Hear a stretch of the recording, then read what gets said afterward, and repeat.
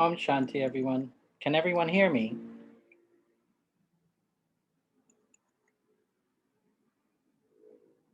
If somebody might be able to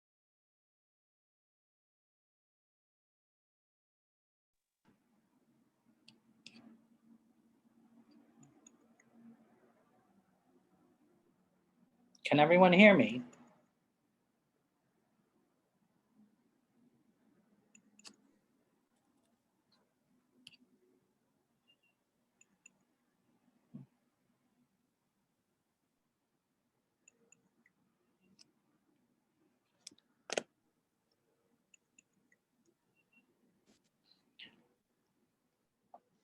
Om Shanti. Can somebody just give me a signal that they can hear me?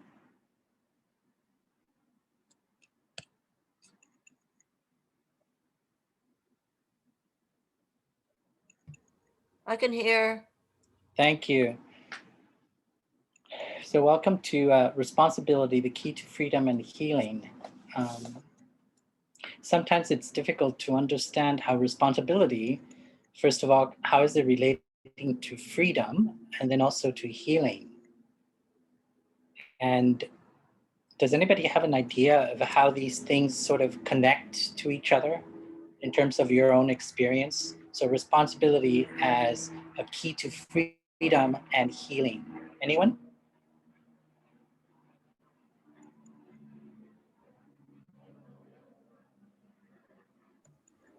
Well, when you know you're responsible for your life, then you are able to be able to change your life. But when you feel like the cause is outside, you can't change anything.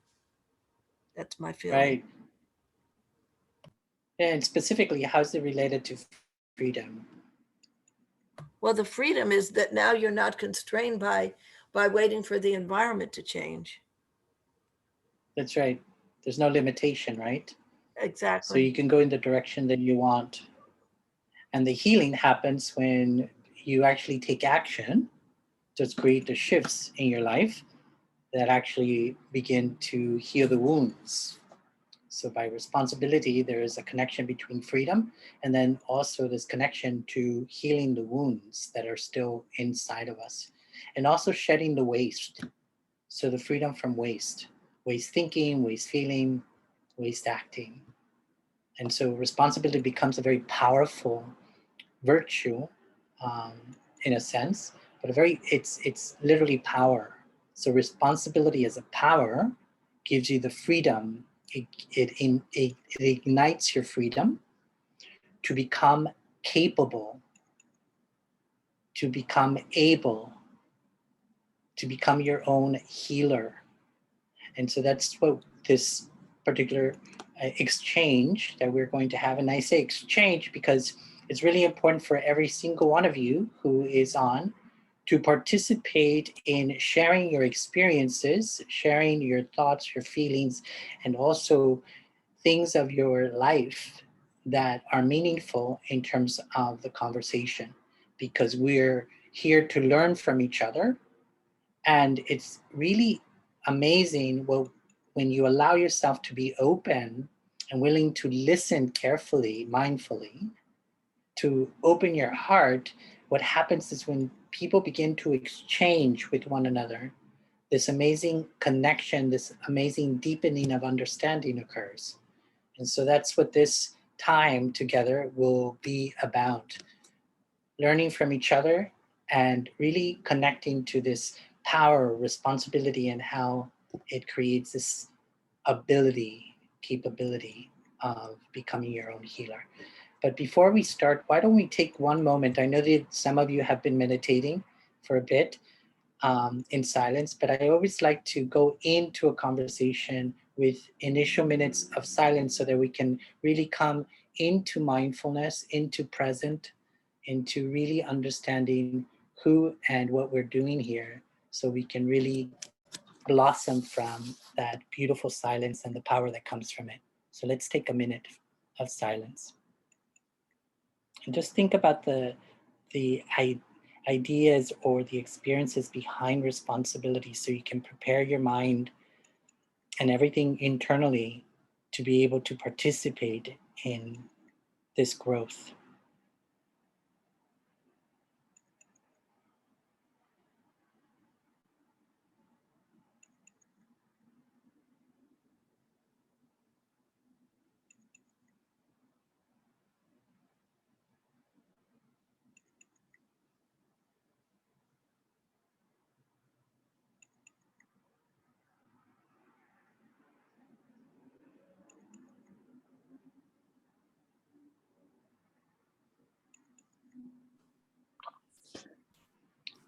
Shanti.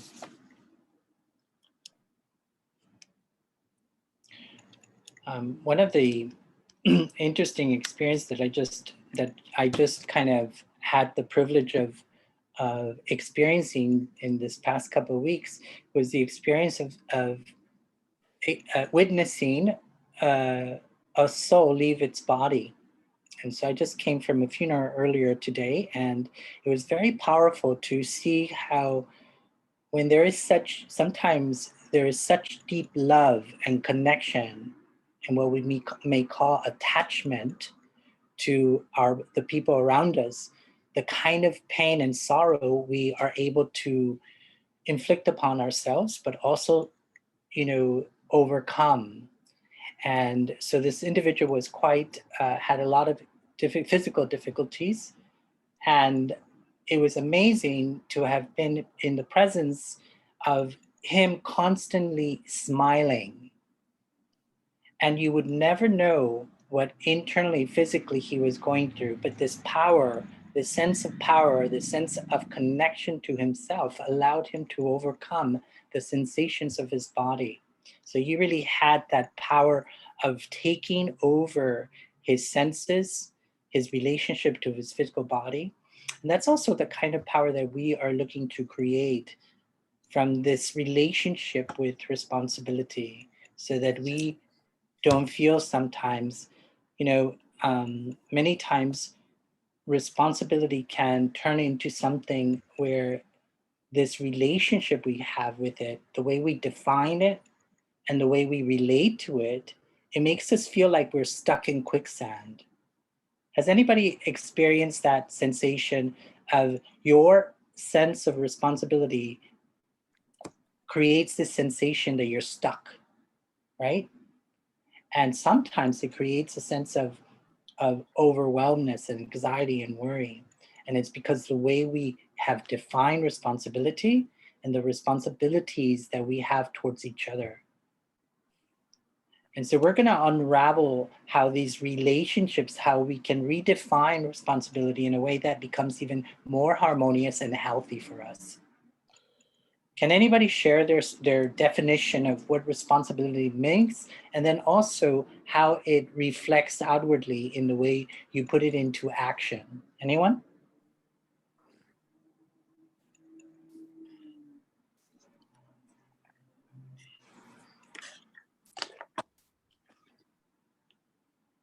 Does anybody want to share their definition of responsibility? Their experience with it? Has anybody experienced this sensation of being in quicksand because of responsibility? Sometimes it's that sense of almost running out of breath, right? I have so much responsibility on me, and it can come from many different directions. So we are learning to maneuver through it and also put it into a context where it stays in a place that's healthy for us, so that we don't get stuck in the space of a false responsibility. Santi, this is Ranjit. Yes? So I would like to share on the responsibility part. Yes, I did fail that couple of times, many times in the past, and that that end up with a fear to take any responsibility going forwards before coming in the knowledge. So even at the work, at the home, or at any place, when like I take some responsibility, do some stuff, and it's does not succeed, and or it's start kind of not going in the right directions, we break down. So this is the not right decisions. and then we start questioning ourselves on our responsibility. Why did I take this responsibility? And then complaint starts with own self and with the situations and with the surroundings, that people are not taking responsibility. Why did I take the responsibility? And that's how fear starts coming in, and that becomes the virtue for the futures, that any responsibility that comes in the way, we take steps back. Somebody else will take the responsibility. So that's how this is my experience in the past. But yes, with the knowledge, especially with Brahma knowledge, like we are the creator of our own thought, and then take the responsibility, and then how to deal with success or the failures, and the learning from that. So that we came, like overcame at some extent. But I would like to share about that's the title, that it gives freedoms and healing. So once our the attitude, the way of looking to the situations and the responsibility change, yes, it gives us freedoms to choose and make decisions, and also it heals at the same times, that I can understand now, with whatever output comes after taking any responsibility. Once you stand with that responsibility and take it further, either we learn from there or we get something from there. So this is my sharing on my experience from the past experience, and then little further improvement I can say on that. Thank you so much. Yeah, sometimes what happens is that some people actually even believe that, you need anger in order to move forward. So through life, we've created patterns of thinking and relating to these words like responsibility, where actually we've created relationships with the word that are unhealthy. And that is one of the reasons. So when the minute the responsibility begins to create an internal feeling, an internal experience that actually is creating weakness in us, that's a sign that it's no longer responsibility, that it's not clean, because responsibility as a virtue never creates inner disharmony. And that's something for us to really come to terms with, because the clearer we understand these virtues and these powers, the more readily, the faster we can actually make correction. And so responsibility, the minute that we think we're functioning with that power, but it begins to create a disturbance in the internal space, then we know that it's no longer a clean, pure version of responsibility. Now we have to look at how we are understanding it, how we are relating to it, in order to make proper corrections based on our knowledge, as our brother said. So absolutely. Anyone else?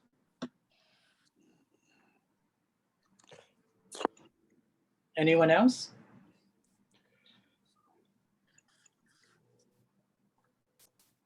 So how does responsibility also shift? Sometimes the responsibility to yourself. How responsible are you with yourself? And has that sense of responsibility, that sense of relationship in terms of your own self-responsibility, has that shifted with time, and why? Can anyone share their experience?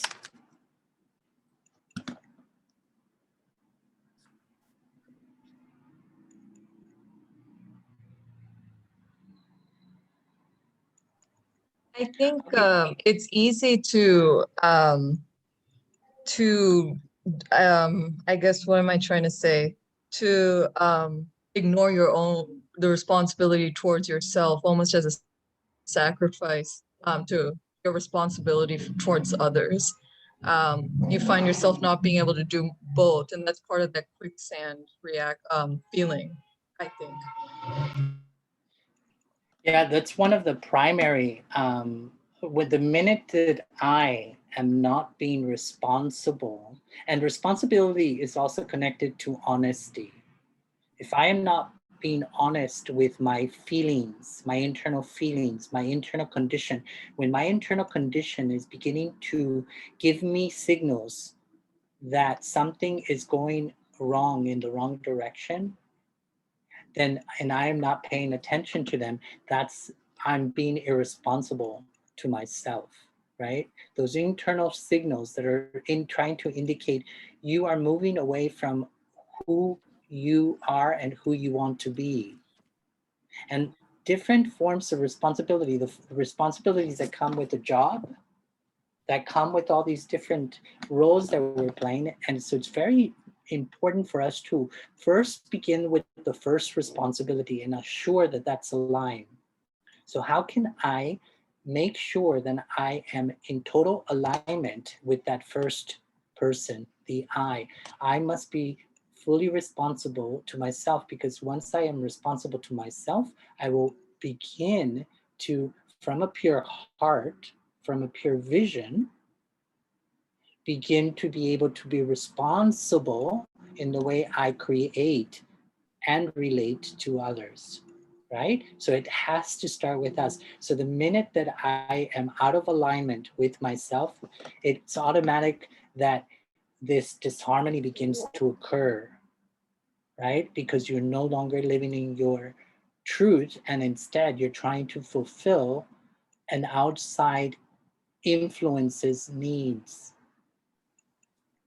And so we have to pay attention. We really have to pay that full attention to those signals. Thank you so much for that sharing. Does anybody else have any other thoughts?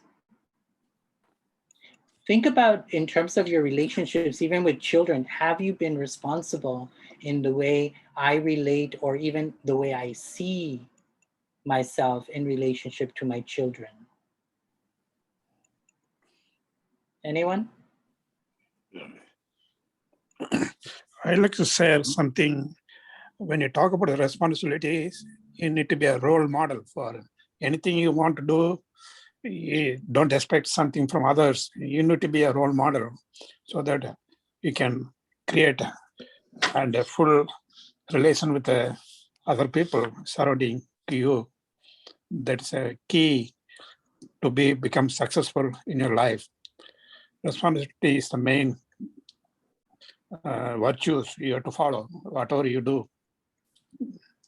And can you give me, do you have any children? Yeah, I do. And can you give me an example of how you've exercised this sense of responsibility, and in terms of your relationship with them, that has been fluid and has given wonderful results, or perhaps difficulties? I have one daughter. I told her, your main success for your life is good education. As long as you have good education, you can do anything you want. That is a basic thing she has to create. When she was very successful, I was happy. Finally become a physician doctor. Right now working as a at Kaiser. Thank you. That's what I try to encourage her. Be focused what you want. Basic thing, education. That's a key to become successful in your life. And is that something that you still feel is the number one sort of part of one's life that they need to develop in order to be successful?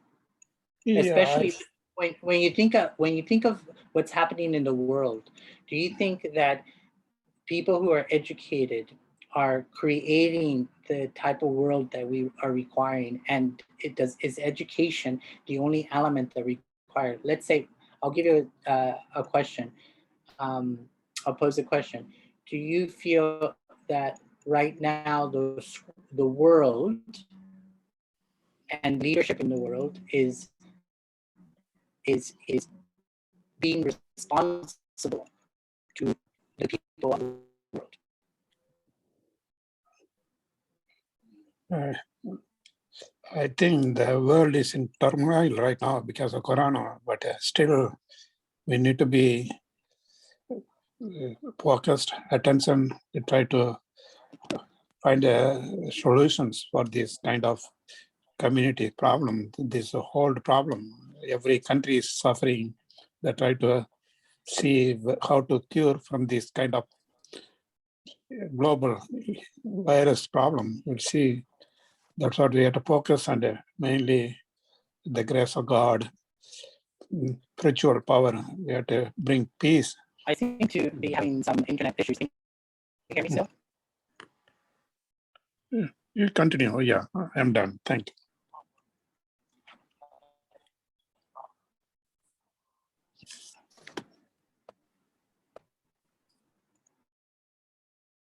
you. Can you hear me? It's breaking, brother. Your voice is breaking.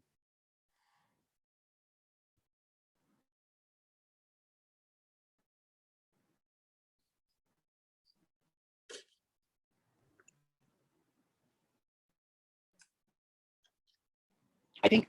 Hello? It's Can same. anybody hear me? Yeah, it's voice is still. Brother, your voice is breaking up and it's staticky. Seem to have some connection problems.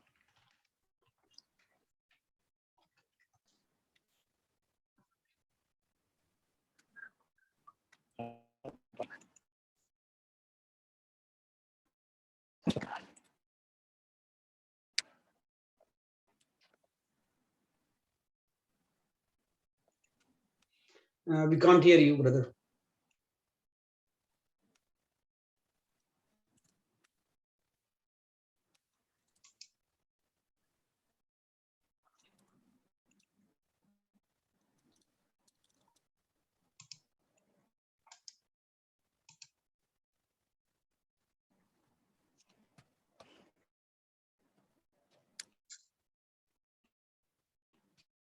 Okay. I'm sorry. I'm seem to be having some difficulties with my internet connection, and um, We cannot hear still. It's breaking a now lot. begin to It's not clear, brother. No. hear some sound data.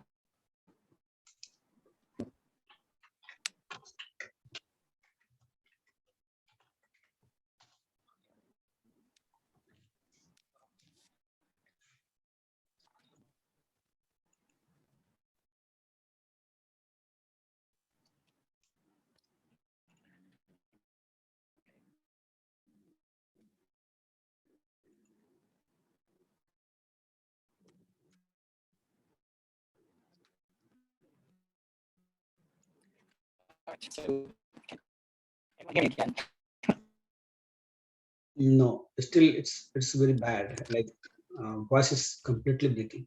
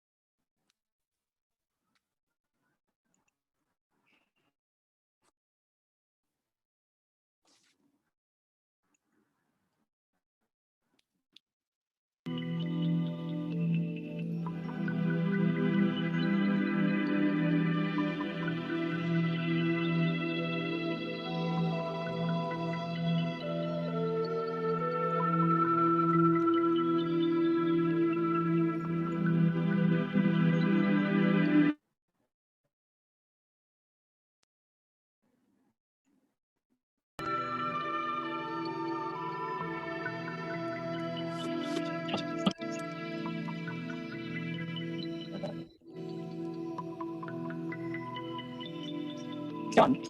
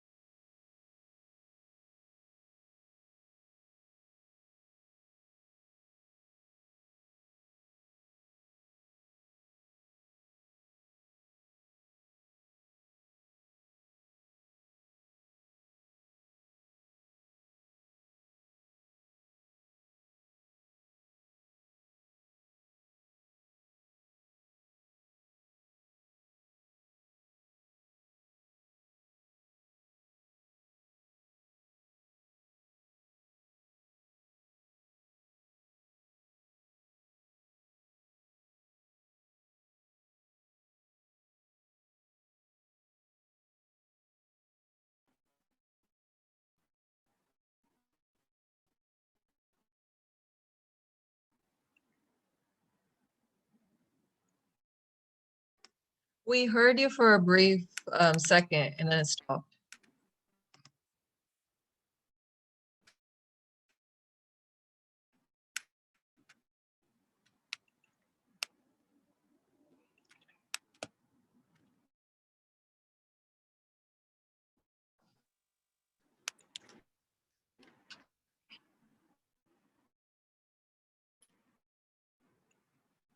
You can hear me?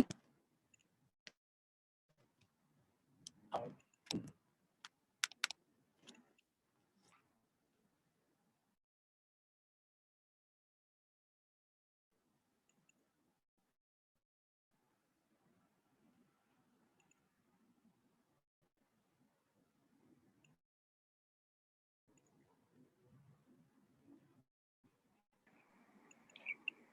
Can you hear me now? Can you Yes, hear we me now? can. Yes, we Okay. can. What I'm going to do is I'm going to go bypass. Okay, what I'm going to do is I'm just going to bypass this other connection. It's still breaking, brother. And I'm going to do is I'm going to hold on. Okay.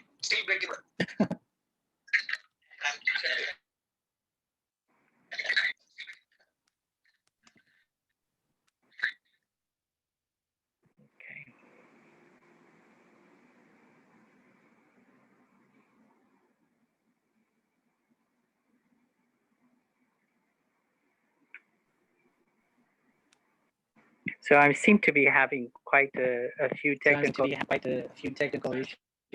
with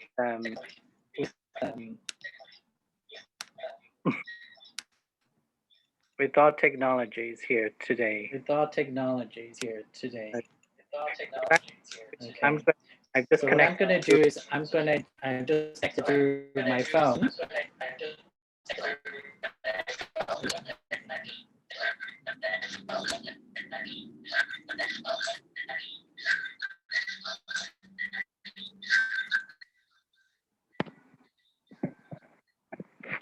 Okay.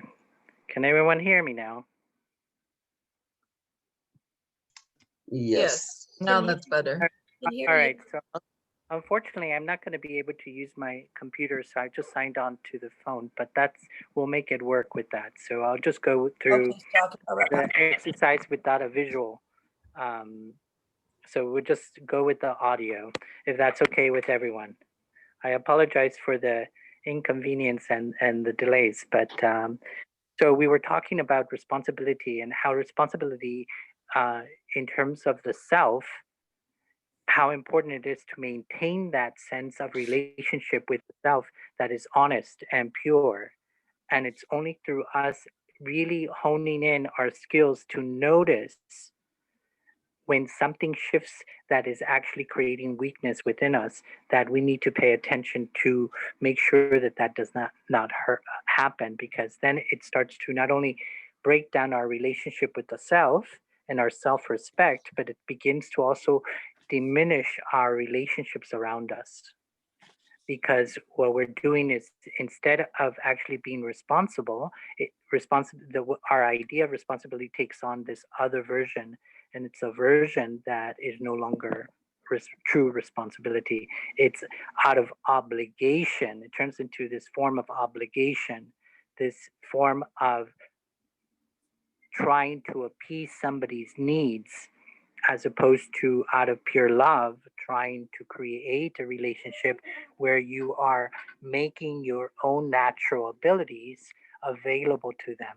So it's this really wonderful thing that happens when we become really attuned to what does responsibility mean and how do we relate to it. And a brother was actually speaking and giving some more examples in terms of his daughter. And I apologize for the interruption, but would you like to continue if you're still on? Yeah, I can. Okay. I was lucky to have nice kid. I tried to motivate her when she was young. She was able to follow whatever guidance we gave to her. Finally, she was achieved her goals. That's what we had to motivate and inspire people like our own kids. Thank you. I'll stop there. You can continue. Okay. Does anybody else would like to share any of their experiences with responsibility?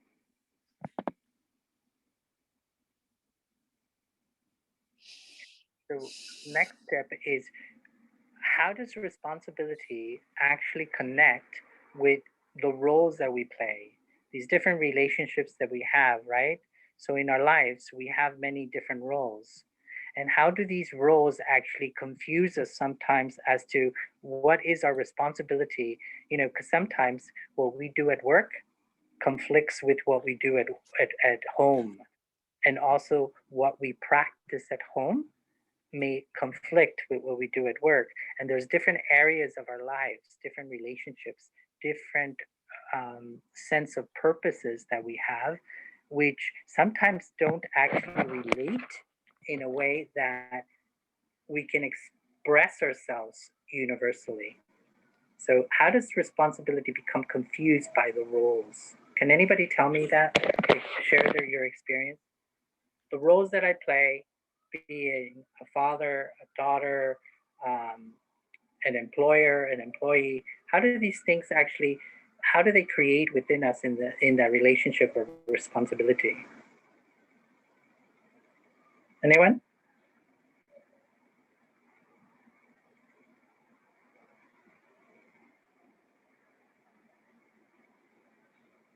I'll give you an example. My mother always says, you know, my responsibility is to worry about my children. Do you think that's responsibility, or is it something else? Anyone? My responsibility as a mother is to worry about my children. Is that a responsibility, or is that something else? I think that's fear and attachment playing a role. Yeah. Can anyone give another example of how sometimes these things become confusing, right? Anyone else? Any experiences? How about in relationship? I love you so much that I'm willing to die for you. Is that real love? Is that a responsibility that you have to a partner where you have to literally be willing to give your life for them? Is that a responsibility? I am responsible for your health. I am responsible for your well-being. I am responsible for making you feel good. I am responsible for, you know, for your well-being, for your prosperity. I am responsible for the work that you do, you know, when you're under my employment. Do all of those sound true? Are they real? Does anybody actually have an experience where these things become a little bit sort of unclear for them? Their sense of responsibility. Yeah, brother, this is Ranjit. So that comes sometimes when we attach with our role, like in office, you know, I am responsible for particular work or on particular role.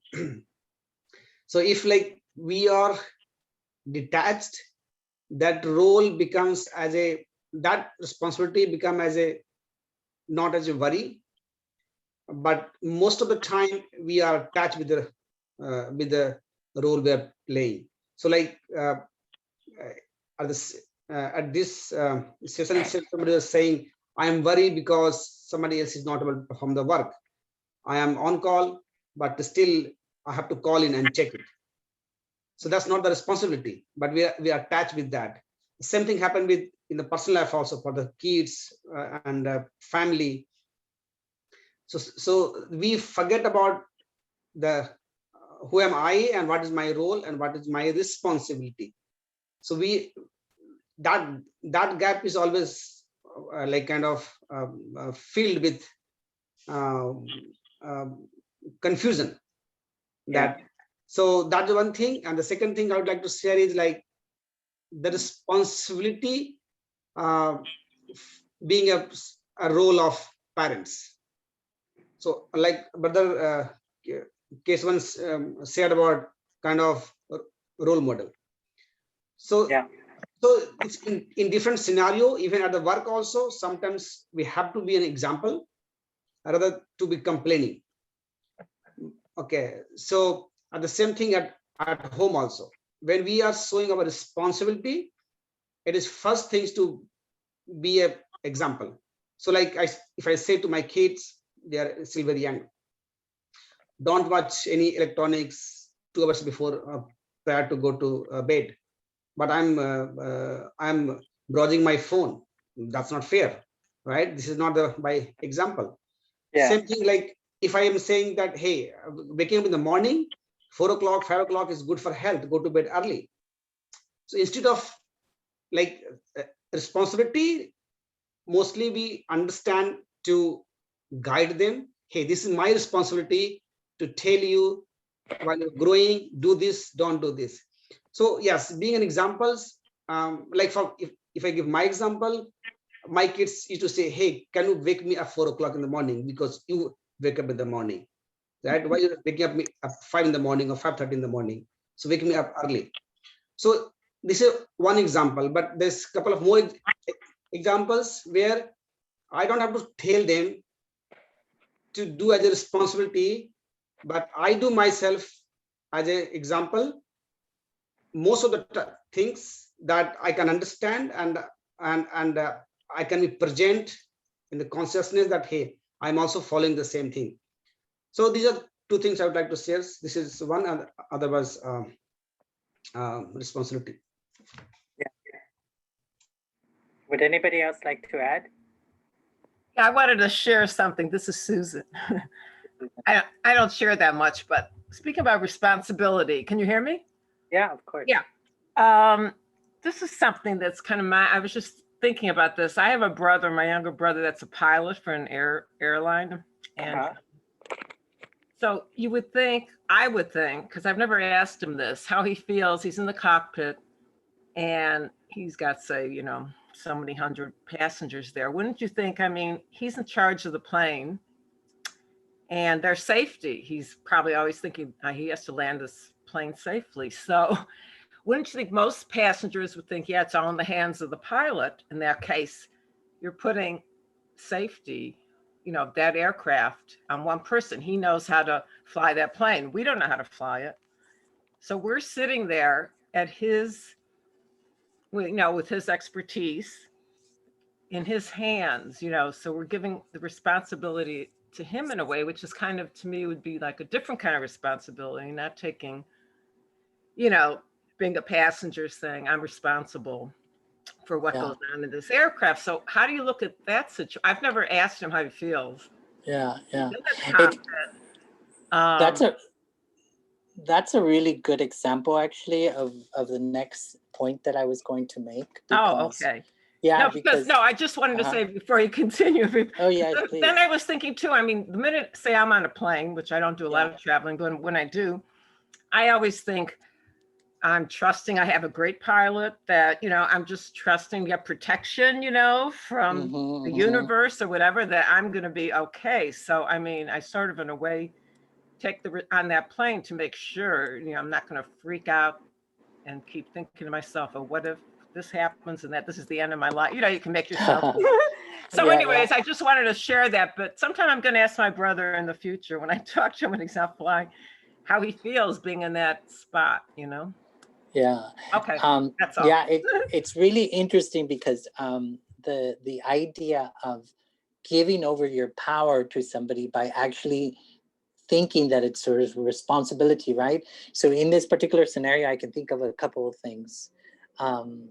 First of all, I am responsible for my choice, right? So I'm going to trust my choice. That's my first responsibility, to be trusting of my choices. So I decided that I was going to buy a ticket and go on the plane. Okay, I'm going to trust that my choice was the wise one.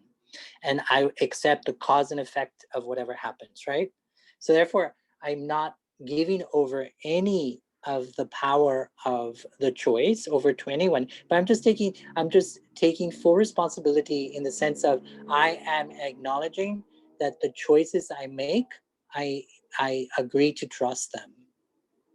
And now if the pilot, something goes wrong with the pilot, there is no, I can't blame the pilot, right? I can only say this is part of the experience of the choice that I made. So keeping that power. And what happens a lot of times when we begin to create these relationships by actually saying, I am putting myself in the hands of the pilot, I am putting my hands in the hands of the doctor in terms when it's medical, I'm putting my hands in terms of whatever decision or whatever's happening in front of me in the hands of somebody I trust, right? And it's really interesting how easy it is to actually put it in the hands of something you trust as opposed to putting it in the hands of yourself, in your own hands. So that's the first thing. We tend to want to put power into somebody else's hands. And that's exactly what happens when we begin to identify with the roles that we're playing out in these different aspects of our lives.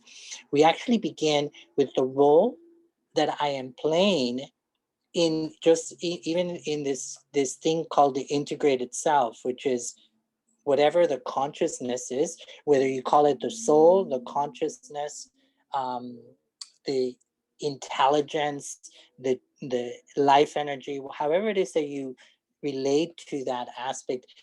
I'll call it the soul for this instance. So the doer, who is the doer in every situation in my life? Now, if the doer is the soul, the relationships will become different, and also the capabilities and the internal sort of world becomes different. But if the soul then gives the power over to the body is responsible, right? So no longer even acknowledging themselves as the presence, the one that's giving life, the one that's using this instrument called the body. And what happens is that's exactly what we do most of a lot of times when we say, I give it over to this because I don't necessarily want to acknowledge, nor do I want to take the responsibility for just the single tiny choice that I'm making.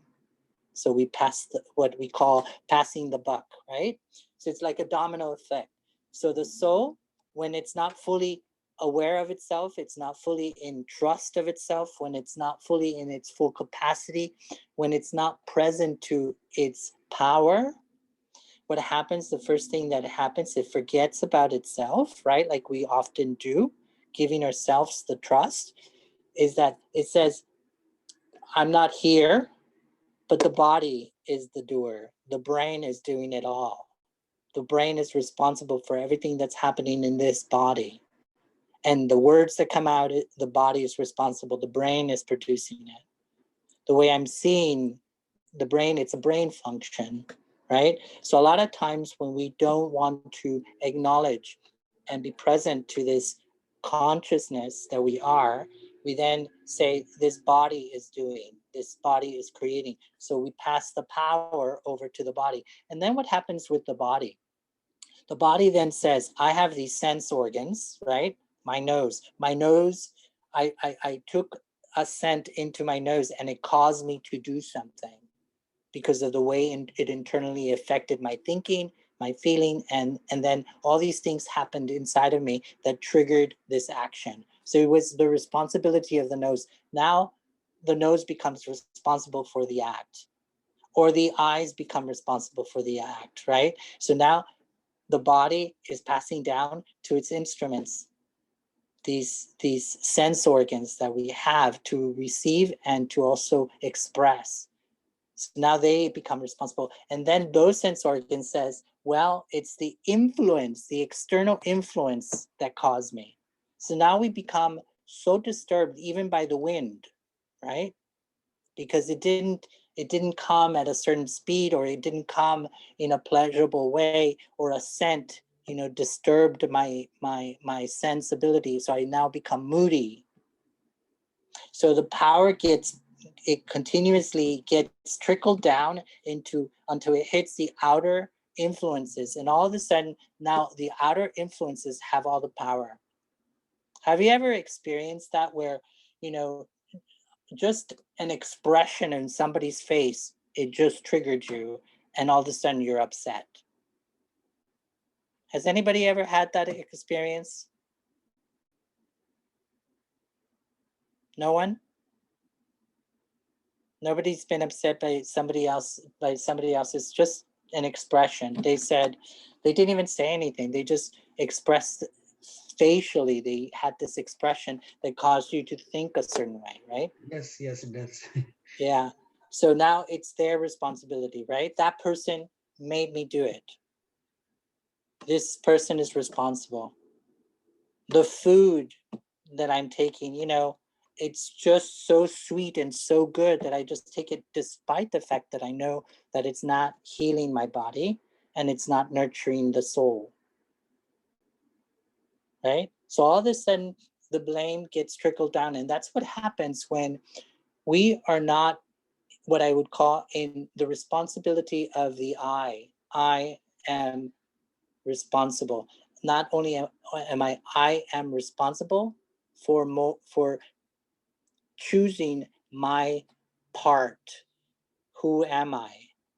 I am the one who is responsible for saying, I, the soul. If you cannot stand in that sense of, I am the conscious being, the spiritual entity that is producing through this physical body, what happens is that you give your power away. So the first step, right, is to stop the eyes, to stop that consciousness, that soul being from ever giving power away to the physical body and to the senses and then to external influences. So it has to start with that space. And that's what soul consciousness is about. It's about putting a stop to giving your power away. Does that make sense to everyone? Do you understand this idea that when the soul, I, decide to not be present, right? When I forget myself and I don't count myself in the cycle of my actions and in the cycle of my creations, then what happens, I become invisible. With time, with the habit of not counting myself, I then become invisible. I forget who I am really, and I begin to identify with the physical body. So that's the aspect. I give the power away to the physical body. I give the power to my senses, and then I give the power of whatever's happening in my life to external influences, right? So the soul becomes weak that way. So now so the first step to healing, to creating that sense of freedom from waste, creating that sense of freedom of capacity of saying, I am able, yes, I am powerful enough to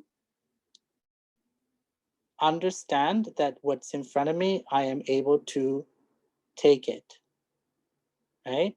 That I have naturally been created by the Creator with the capacities required to go through this life in a powerful way without the need to give my power away.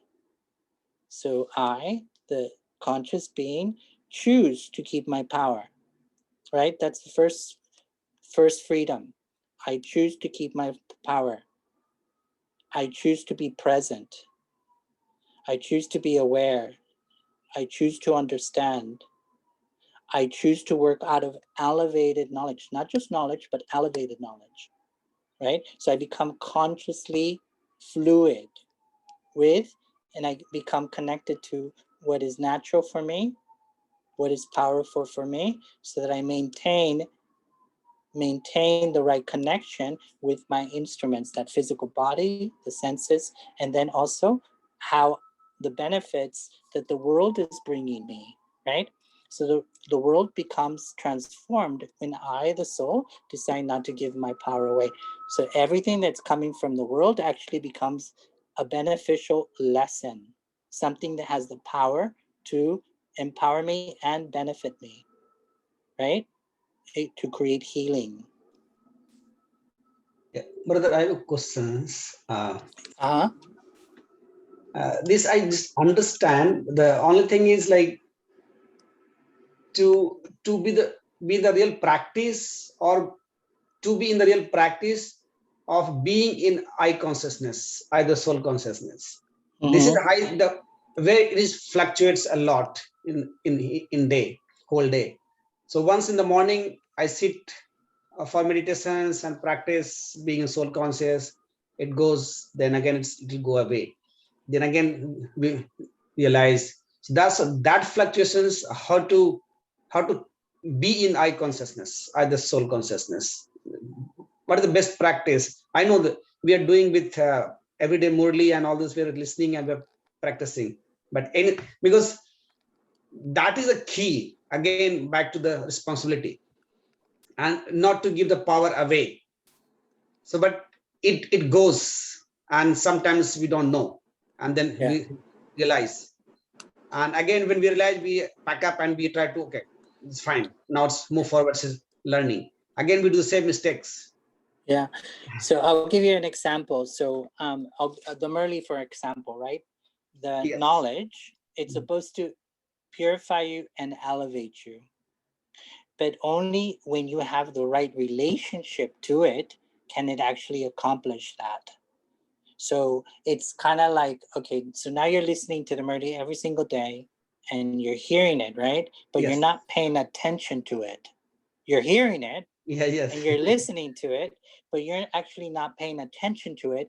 And most importantly, you're not taking the responsibility as the conscious being to actually put it into practice every single minute, right? So I am giving my power away to the knowledge. It's the same idea. So now out of belief of the power of the knowledge, I'm now giving the responsibility of my own transformation to the knowledge. So knowledge cannot transform by itself, right? It cannot transform you by itself.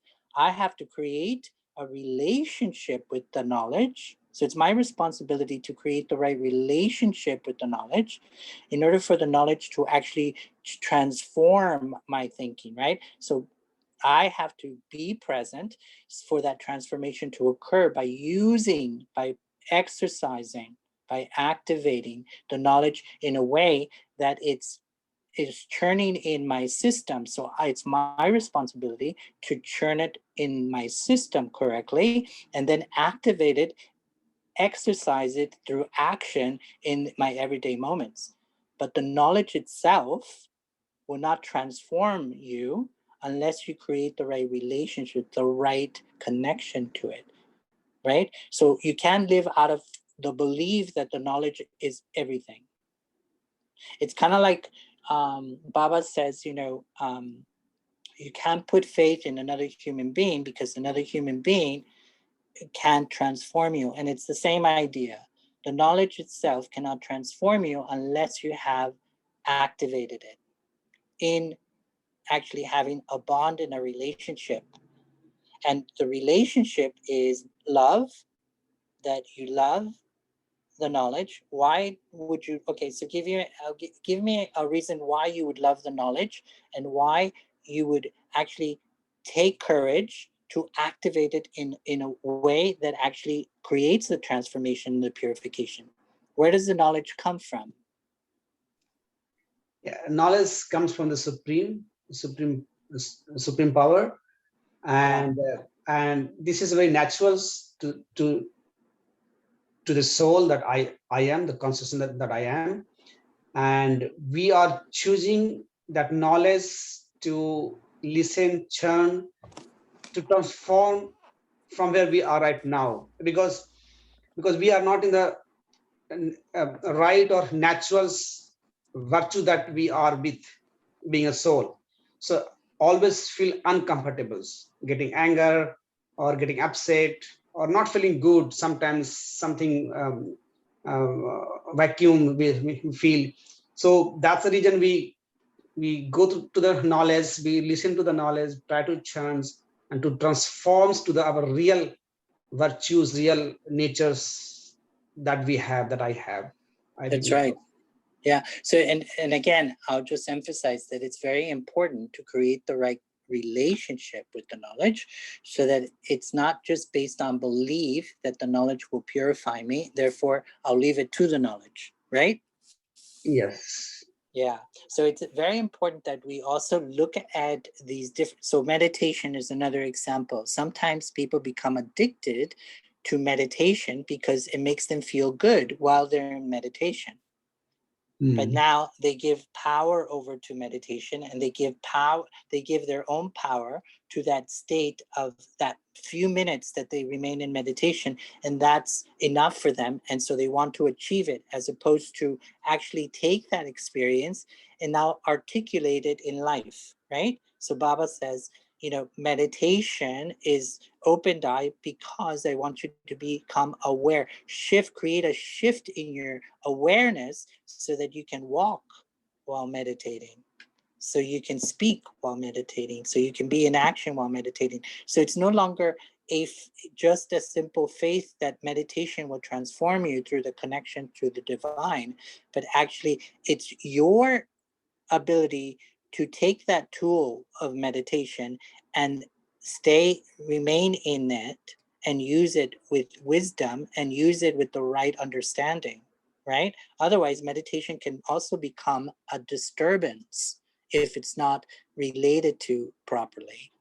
So with everything, we have to become really discerning and really capable of understanding whether we're just simply giving our power away because we believe, or we have faith that will cure us, that will help us, right? So I am the healer, I am the creator, I am the one who uses these instruments to create the process by which to heal myself, right?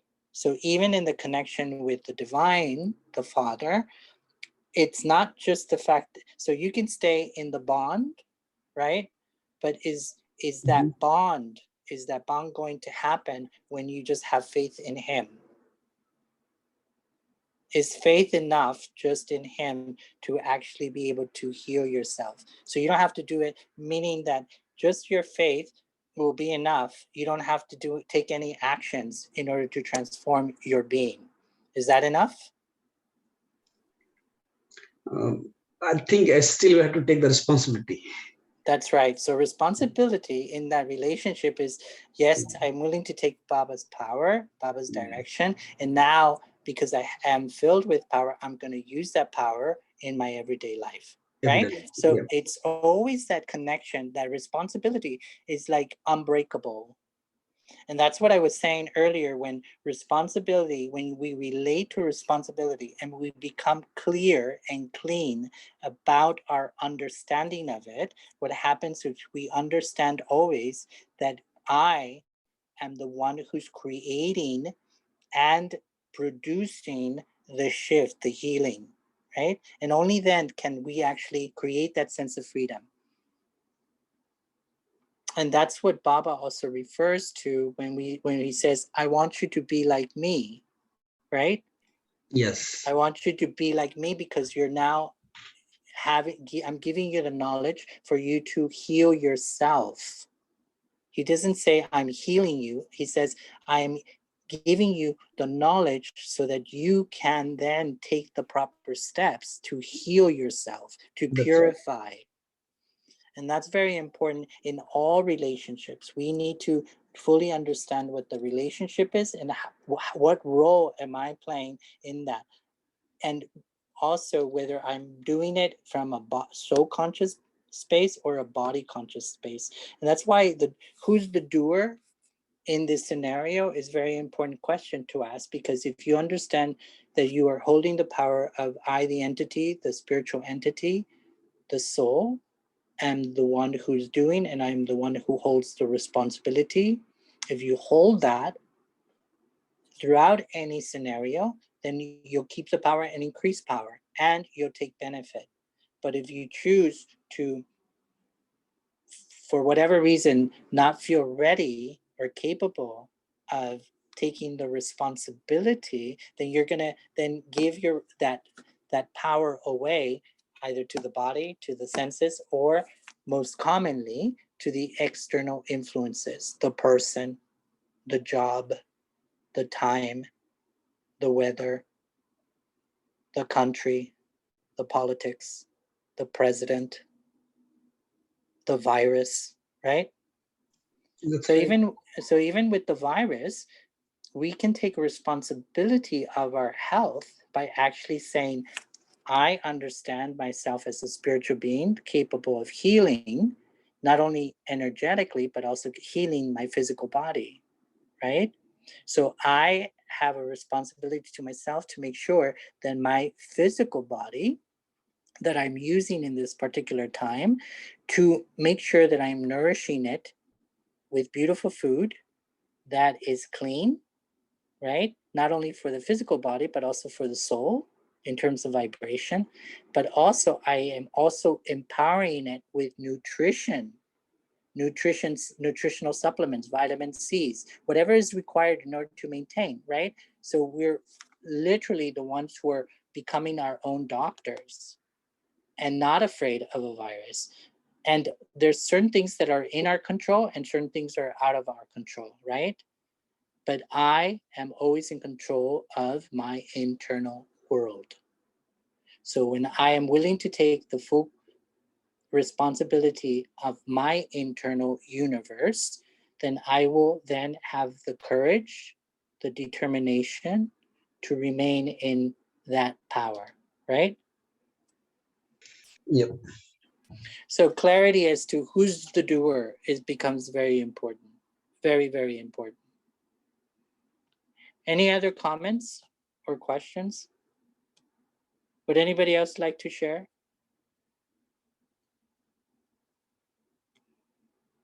Especially right now, I mean, can you get a sense of something that's coming up in the world in terms of your own life, where you're being asked to, what is your position in terms of responsibility to yourself?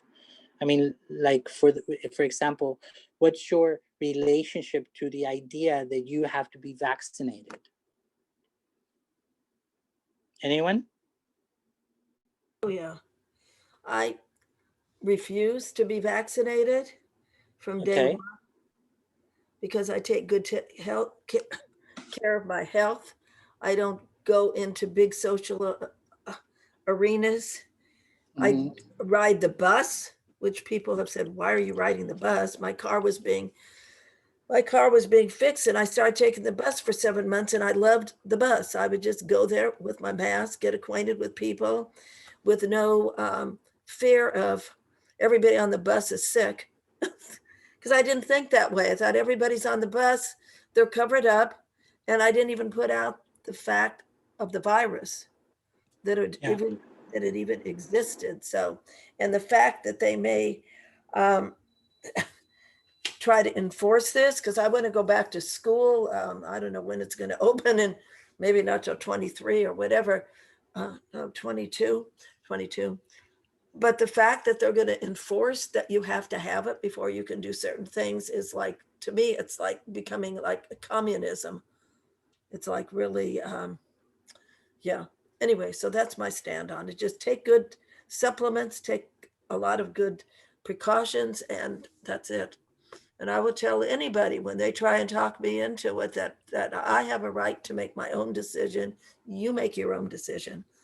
So that's my take on it. Yeah. Yeah, right now there's a lot of pressures in terms of the way the shifts in the way society has created a conversation around even your own health and health in general going forward. There's a consensus that we are a society of ill people.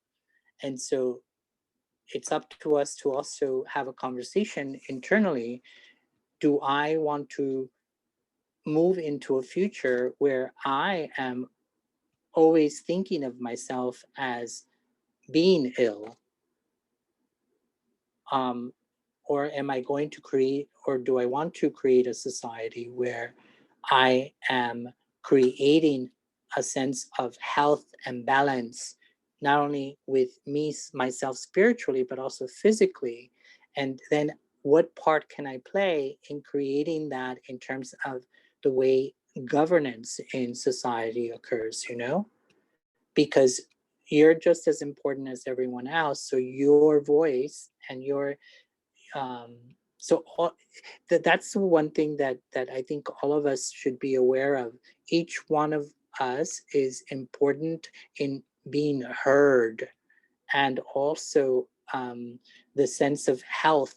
You know, what is health? I think that we need to ask our question, what does that mean to me? You know, does it mean that I'm constantly going to be in, you know, taking medication for the rest of my life?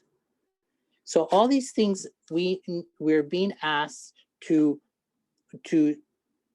redefine and also become clear as to who am I giving the responsibility of the well-being of my body, of the well-being of my life. Is it for a doctor to decide, you know, what's right for my body and what's right? So all these things, we have to look at them. I just recently, as I said before, you know, went to this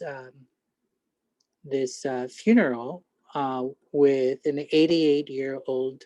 Um, he was like my adopted um, father, and it was very interesting to see sort of the process in which, you know, how medicine identifies him and also how it relates to him and how it related to him, because he just became an instrument for feeding more and more and more medication, more and more and more treatments, and it at the end it was just so very painful to visually see what had happened to the physical body and the kind of endurance he was able to do just out of this sense of responsibility and love for his family in trying to sort of hold on to life in a way that brought some kind of hope to the family. So for me, it brought up the question of who is responsible, and am I willing to give away my relationship and my sense of wellness to someone else just because of education or training? Or am I able, as a spiritual being, able to connect to this instrument that I've been living in, you know, since I was born into it? And do I know myself well enough? And have I lived a life? And am I willing to make the changes necessary in order to create more wholeness, more harmony, more balance, more strength, right? So these are all very important questions for each one of us to actually take into conversation in private, because it's a very personal thing. And so, but we need to be courageous enough to actually have that conversation, because it becomes very important going into the future of today's society. You know, who's going to be responsible for my well-being? Am I willing to create a society that actually allows me to continue to be responsible for my own sense of direction in terms of, do I choose medication as opposed to natural treatments, all these things. So I think it's very important for us to actually contemplate this relationship of responsibility.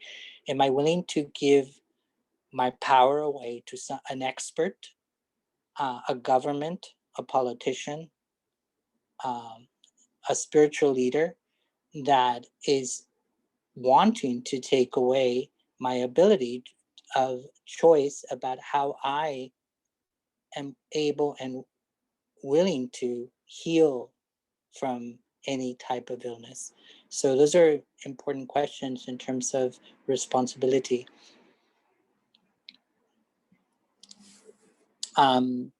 I hope that makes sense. Does anybody have any questions?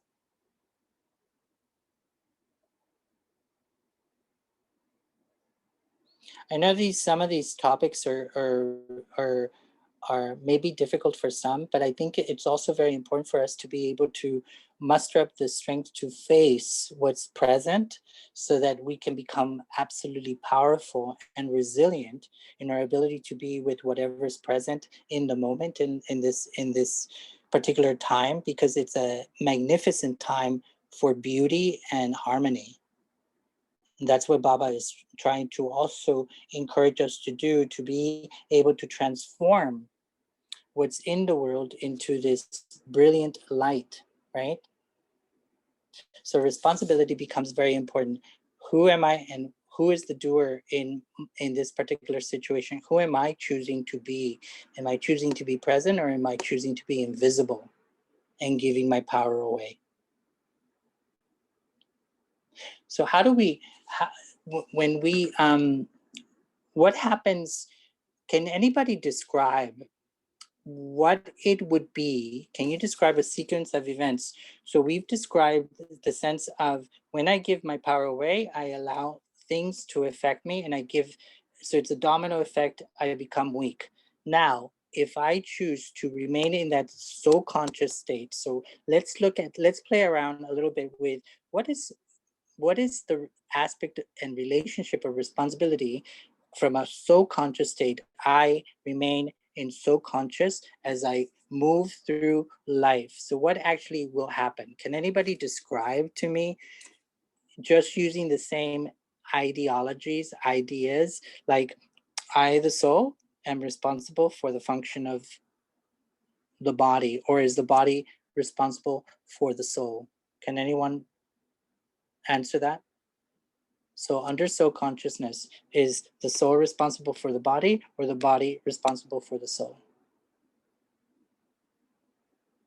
Anyone?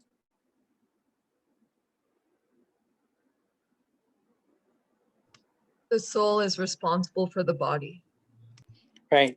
So now the soul is responsible for the body. So in terms of the next aspect, so in our internal sort of system, right? So we're looking at the soul's system, not the physical body system. So can you describe the difference between the body system and the soul system? Anyone? And by the soul system, I mean, if for some of you who have taken my classes before, I refer to it as the anatomy of the soul, right? Or the ecosystem of the soul. And the other I call the anatomy of the body. So what's the difference? Can anyone give me a sense? Sure, I'll try, brother. Okay. Okay, so like we say the soul body and the physical body. Mm-hmm. So I being the soul conscious, that I the energy, I the consciousness. So it interacts with the physical world, has the body with 5 senses, right? I hear, taste, smell, and feel. In the soul world, in the soul system, there is subtle, like even the soul is very subtle, and it has mind, intellect, and impressions. So this is I being the soul is kind of kind of kingdom that has the mind, intellect, and stored impressions. And so I being the soul interact with mind, intellect, and the 5 senses, body senses, that is physical, and that communicate to the physical world. So this is the 2 different world integrated together, soul body and the physical body. Soul comes to the body and then take the charge. And so without the soul as a soul body, like, so this physical body is go away. This is no energy, and it's go back to the 5 elements. So, right. So these 2 integrated. So I being the soul is kind of king, and I should have the control, full control with our subtle energies, subtle powers. That is my mind, intellect, and the impressions. Okay. Can you tell me what the conscious mind does? Yes. Yeah. So the conscious mind is being in the soul conscious when we are the present. When we're the present, so any inputs that comes from the physical senses. So if we are like in the conscious mind, then it connects with intellect and I the soul. And if it is not, then kind of we are missing. We are kind of it's going anywhere. So the conscious mind is um, What does it produce? thoughts. Thoughts, right? So Yes. so in Thought soul is in- consciousness, so Yeah. yeah. So the first step is I, as so conscious of my power, and I am willing to keep my power as the creator. I take full responsibility for the quality of my thoughts. thinking, right? Yeah.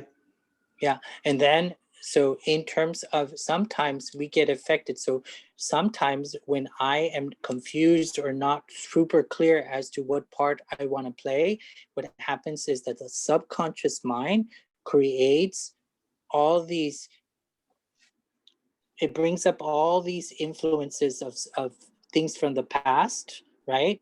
Mm-hmm. Past karmas, past memories, whatnot. So when I take full responsibility for I, the consciousness, the soul being, okay, Mm-hmm. first responsibility is I must be responsible of the quality of my thoughts.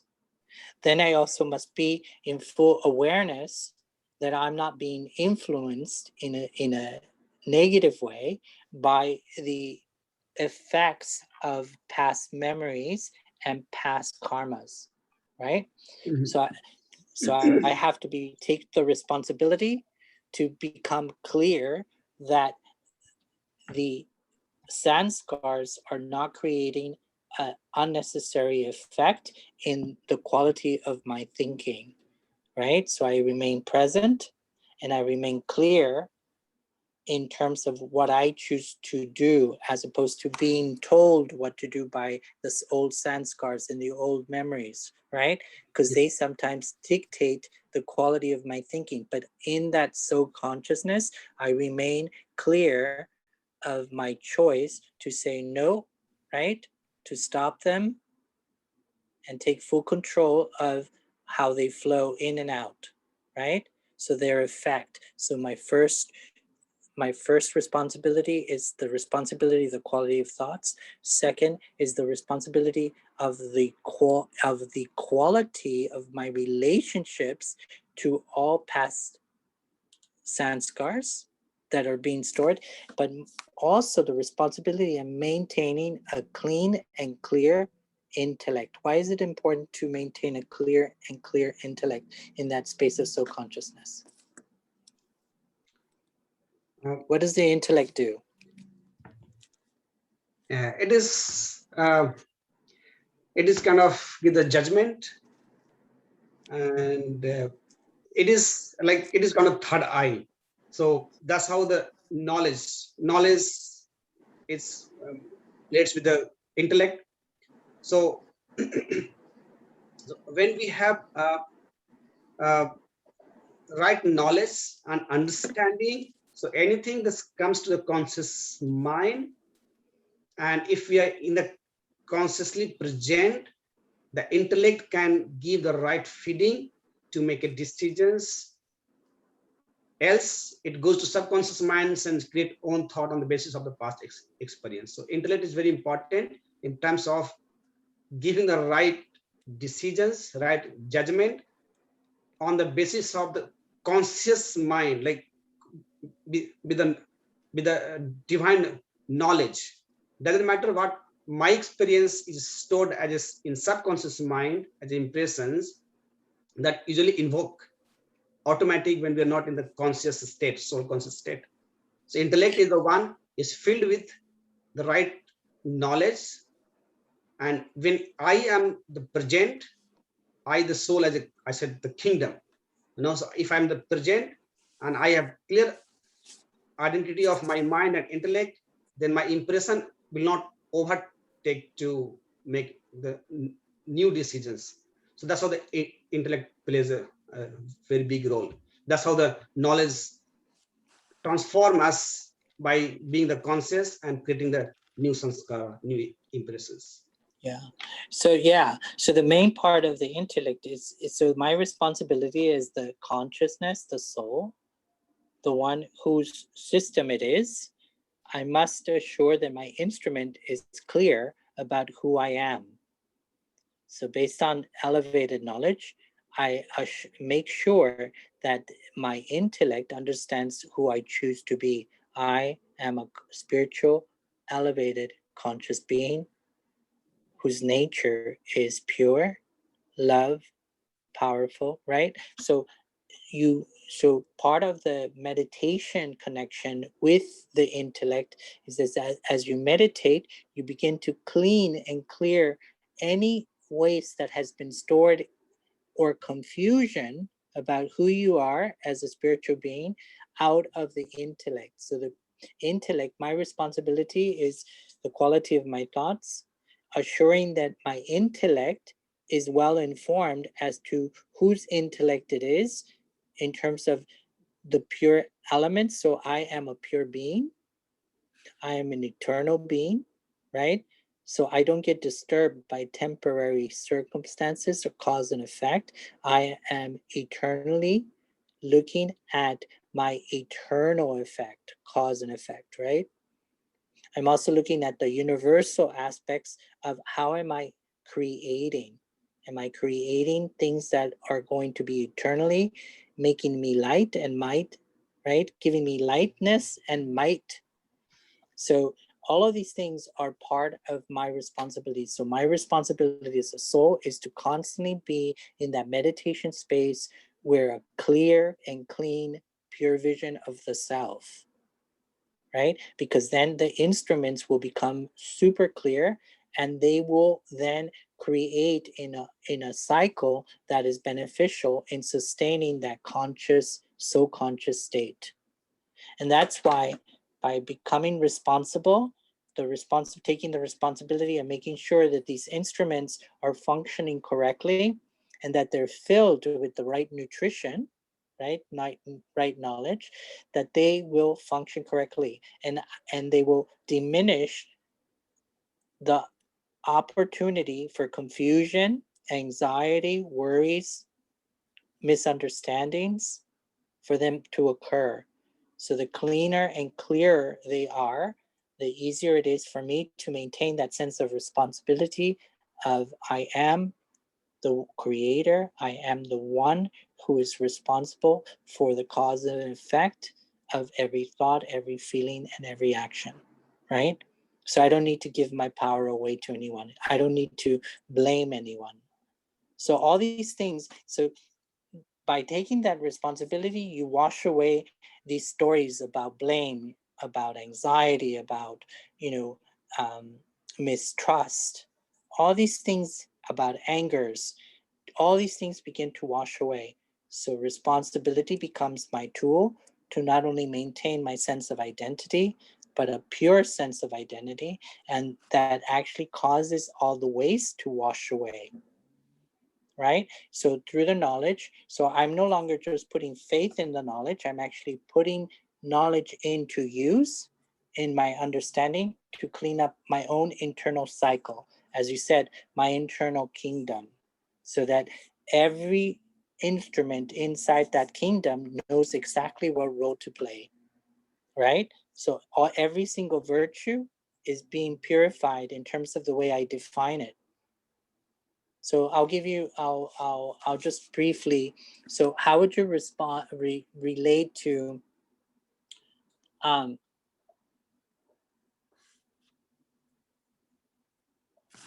power? What is power? What is power when we speak of soul consciousness, but when we speak, let's say in the world, what is power? What is power to you?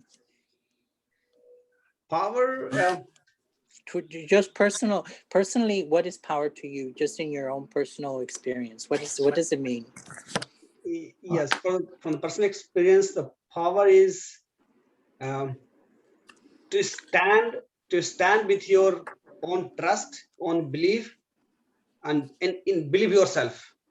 Mm. So anything that I trust, I stand with that. It's my powers. Nobody else can change me immediately. That hey, this is not the case, or this is not the case. Then I change my mind. So that is kind of weak. I'm weak. So standing with my own belief, my understanding, my knowledge is kind of power.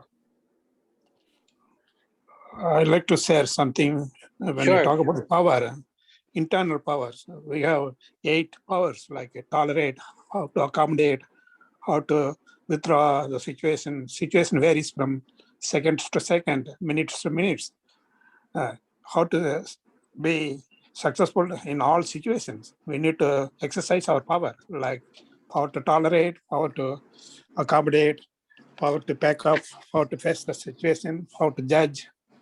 That's our power. We had as a creator, when you believe in God, come close to God. When you go close to God, you get all the powers. You need to exercise the powers based on the situations you have. Yeah. Do you know the connection between the powers, this 8 spiritual powers, and the virtues? What's the connection between the virtues and the spiritual powers? This is one of the valuable virtues. Power is one of the virtues. You can have many virtues, but with the virtue of power, you can handle the situation based on the situation. You never know. This second may be different situation. Next second, maybe the situation may be different. Yeah. You have to exercise what kind of power we need to overcome that situations. Here's something for you for contemplation. So also Baba is many times during in the Murlis, he gives us the aspect of every virtue is a power, right? Yeah. And in order for us to actually gain the power, the 8 powers, we need to exercise the virtues themselves. And by actually exercising the virtues and becoming very proficient in the use of the virtues, what happens is that use of power then awakens the power of the 8. So it's very interesting. We need, by understanding these connections, then we can then exercise more carefully and also wisely to be able to understand that every single time that I exercise a virtue in the right form, what happens is that it gives me the power to connect to my other powers.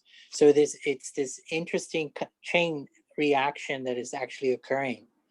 So power in general is encompassing all the capacities of the soul. And those capacities of the soul are many, for as the instruments are powers as well. The power has the power to create elevated pure thoughts, right?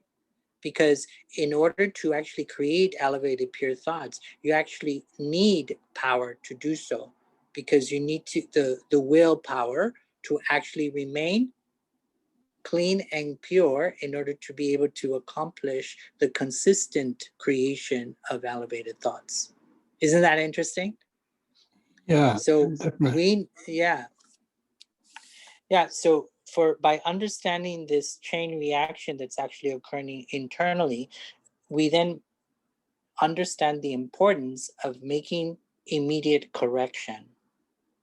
So whenever we see ourselves, whenever we catch ourselves going out of the path, it's very important to immediately stop and make the correction. Like Baba always directs, stop it, check it, right? Stop, check for the right solution, check for the right power, the right virtue that needs to be applied.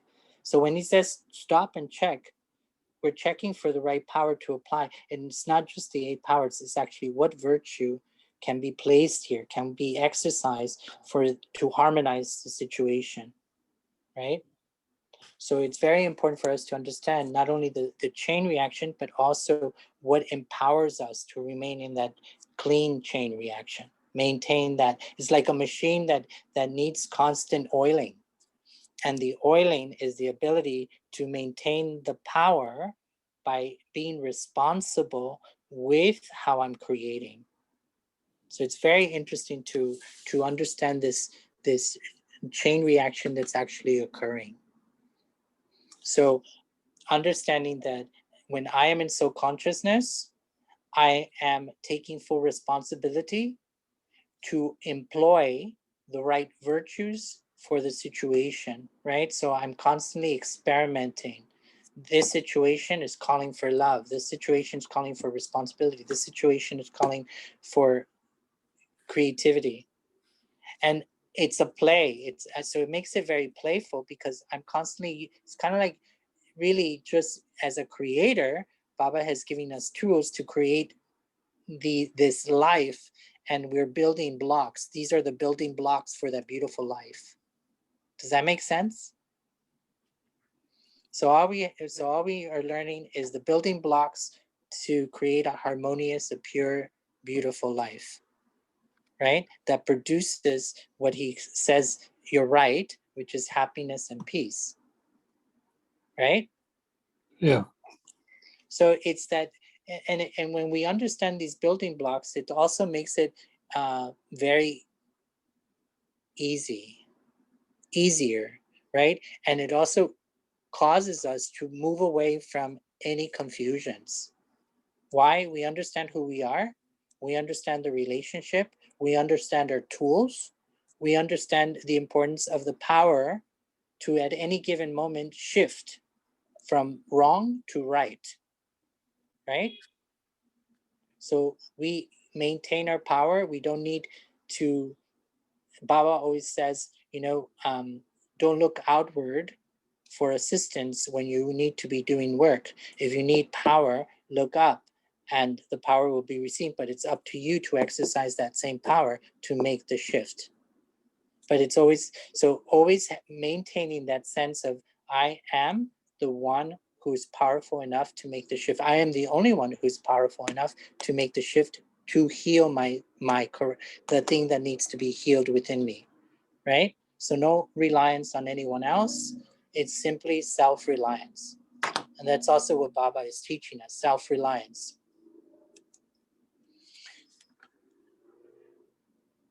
So in that sense,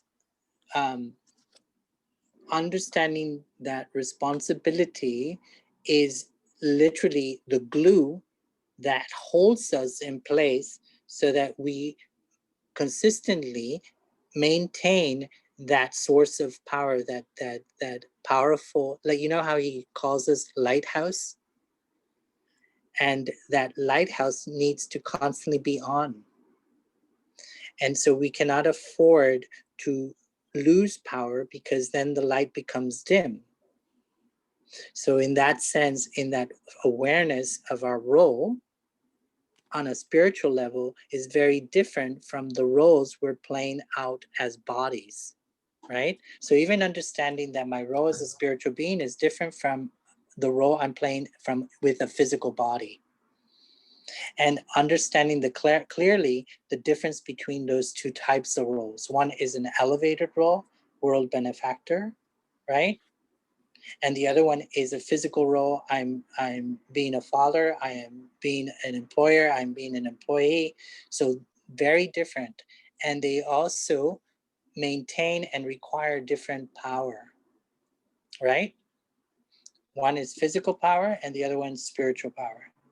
So we're working on spiritual power. So when we're in soul conscious process, what happens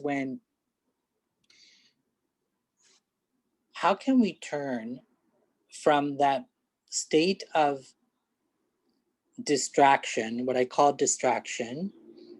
So give me in a situation right now where you may actually feel that sense of, I don't know what to do. What should I do? Or there's a question. What should I do? What role do I want to play? Anyone? I'd like to say this. When you see confusion, you are seeing negativity. We have to try to change from negativity to positivity. As long as you move through negative to positive, you will come across all these problems, confusion, everything we can overcome. That's why when you, So give me, what do you need? give me an example of how you handle that. So moving away, so give me your process. How do you handle going from that space of confusion? How have you handled going from that space of confusion? What are some of the tools that you've employed? You see, So going whatever from I am responsible to whatever happens, thoughts are more important. That's the basis for every situation.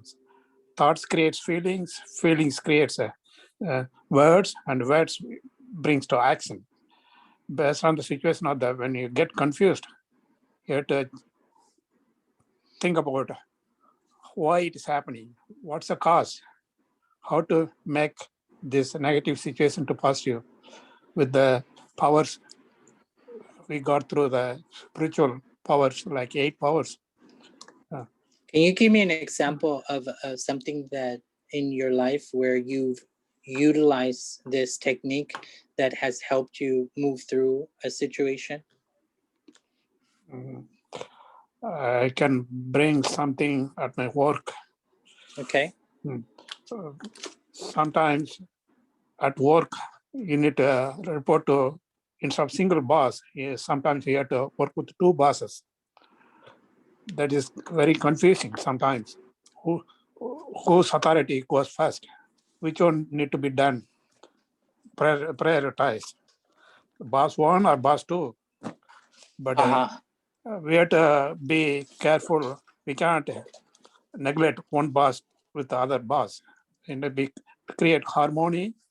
We have to see how the best both are at work. We need to do both, but we cannot do at the same time. Then I put a priority, which one to be more important, which is going to wait for a few seconds or few days. I'll put the first priority for the thing going to create the emergency, negative thing, something. I'd set aside my time to handle the situation first, then go back to the other situations. That's what I try to do. This is And at work. And how has self-consciousness or that the knowledge helped you in these situations? So knowledge is just your state of being. We cannot eliminate anything, but we need to put a prioritize. We are not neglecting anything. We are setting aside which is going to come first, which is going to be wait for some time, so that I can carry out both functions without any negative things. Yeah. And how has your vision, the sense of pure vision, have you employed that in terms of how you perceived your both of these 2 different parts of your employment, these 2 personalities within your employment? Has that helped you in terms of even creating the sense of priority? Yeah, you're right. We are unique. I am different than you. You are different than me. But everybody, we are as a soul, we have common goal. We need to achieve common goals without violating any norms and goals. We have to go through the procedures to achieve the goals. Yeah. Does anybody have any other situations that they might want to share or questions?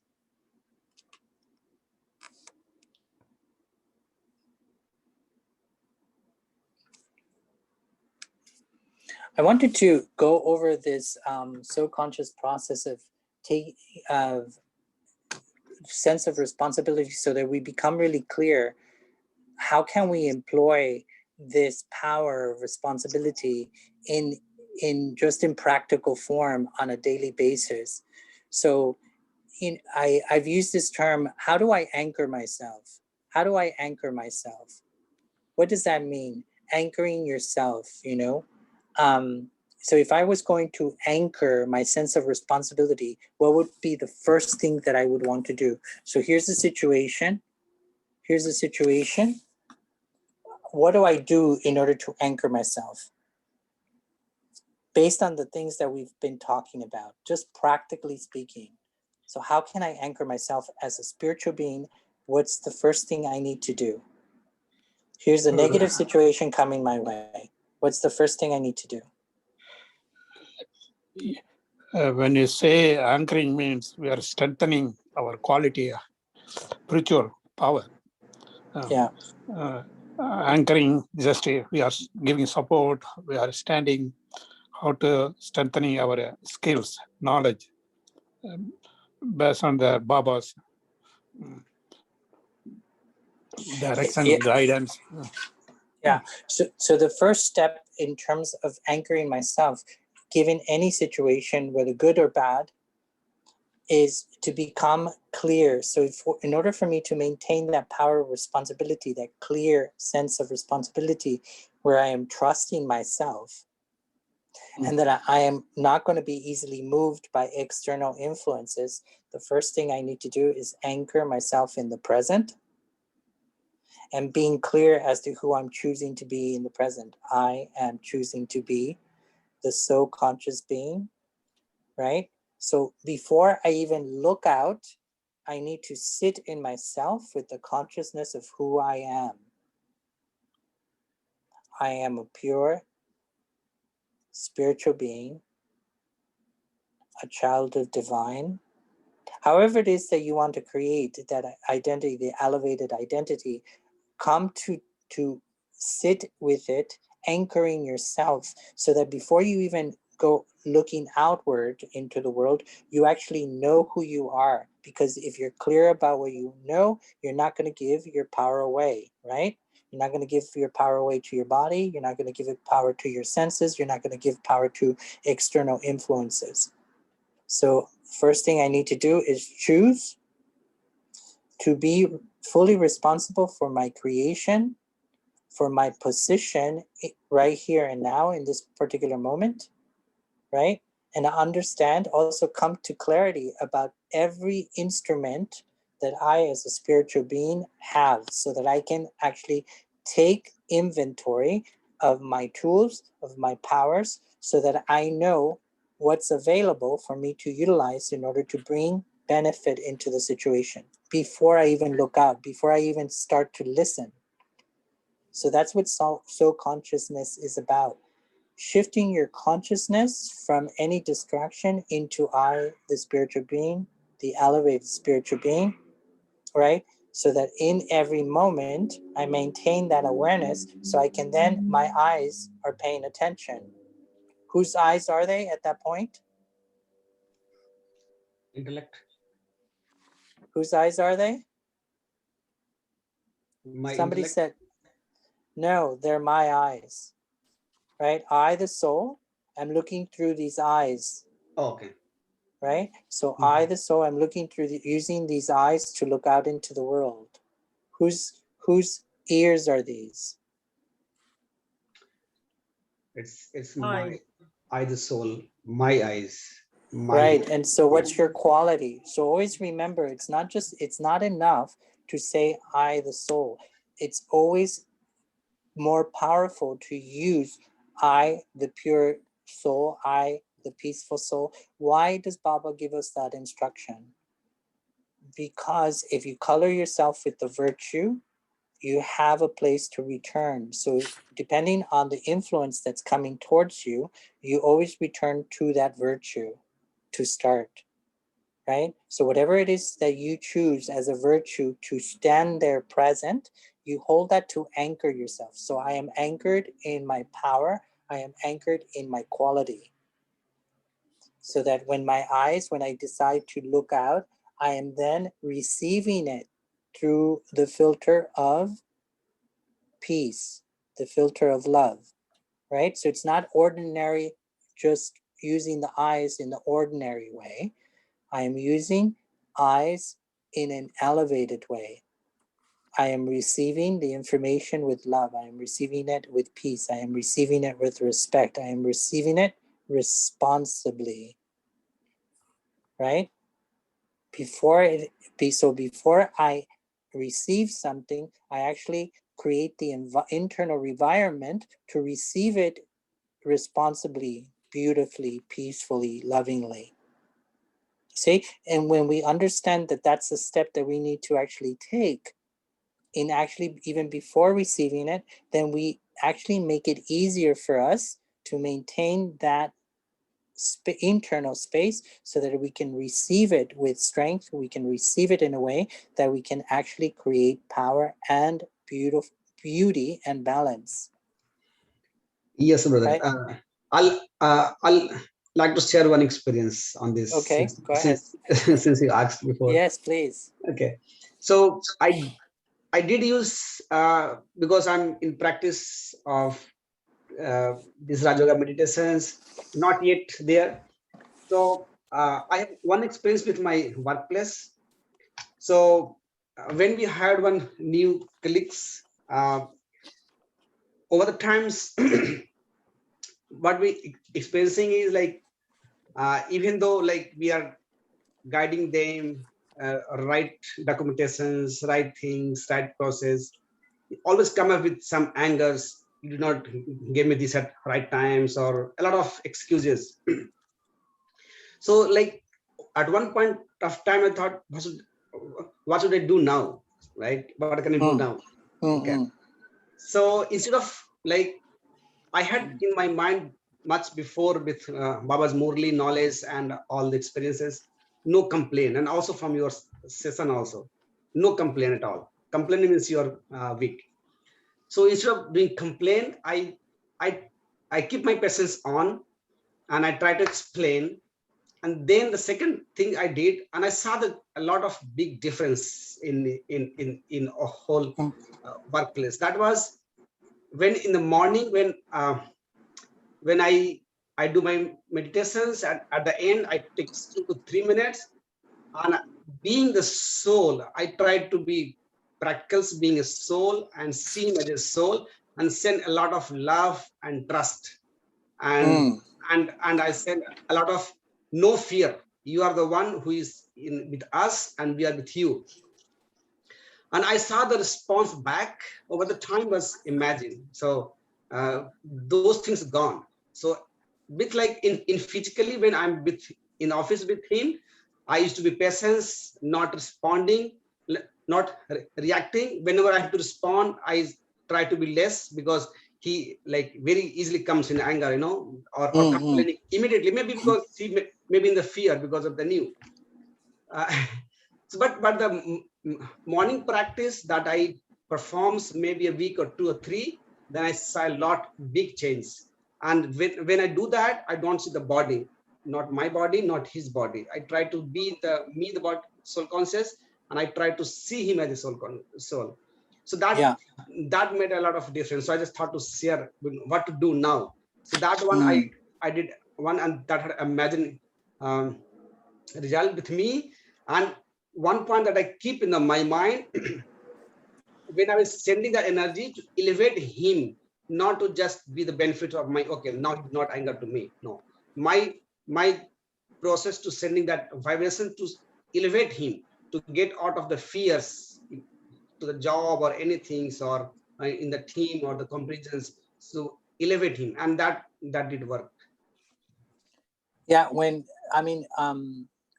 this idea that is always presented in a lot of Murlis is the idea of creating a garden in your mind is very powerful, because if you create a garden in your mind and it's cultivated, then it's always a reference point for you to return to that garden and share the flowers in the garden, right? So when you pay attention to really cultivating that garden, what happens is that those flowers are always available.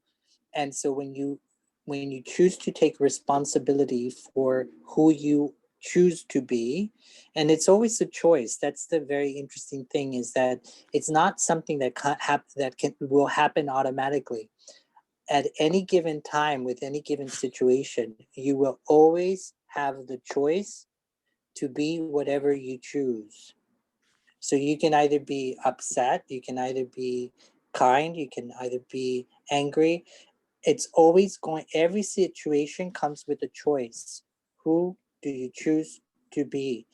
And so by being conscious of that and always making the choice that I choose to be X, right? In this situation, in this particular practice, I choose to be so conscious.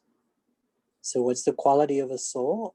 Being clear about that cultivates that garden of the virtues of the soul so that they're easy to be shared. So it's up to us to, with our imagination, with the power of creativity, to actually visualize and create a real place inside of us that actually is alive. And that's what the anchor is about. We create a very strong anchor so that those flowers have deep roots, right? They're not easily disturbed, and weeds are very difficult to get into that garden. So Right. it's our responsibility to keep that garden clean, right? And only through the practice, the exercising, like you demonstrated, only through that exercise of experimentation with these flowers can we actually understand the power.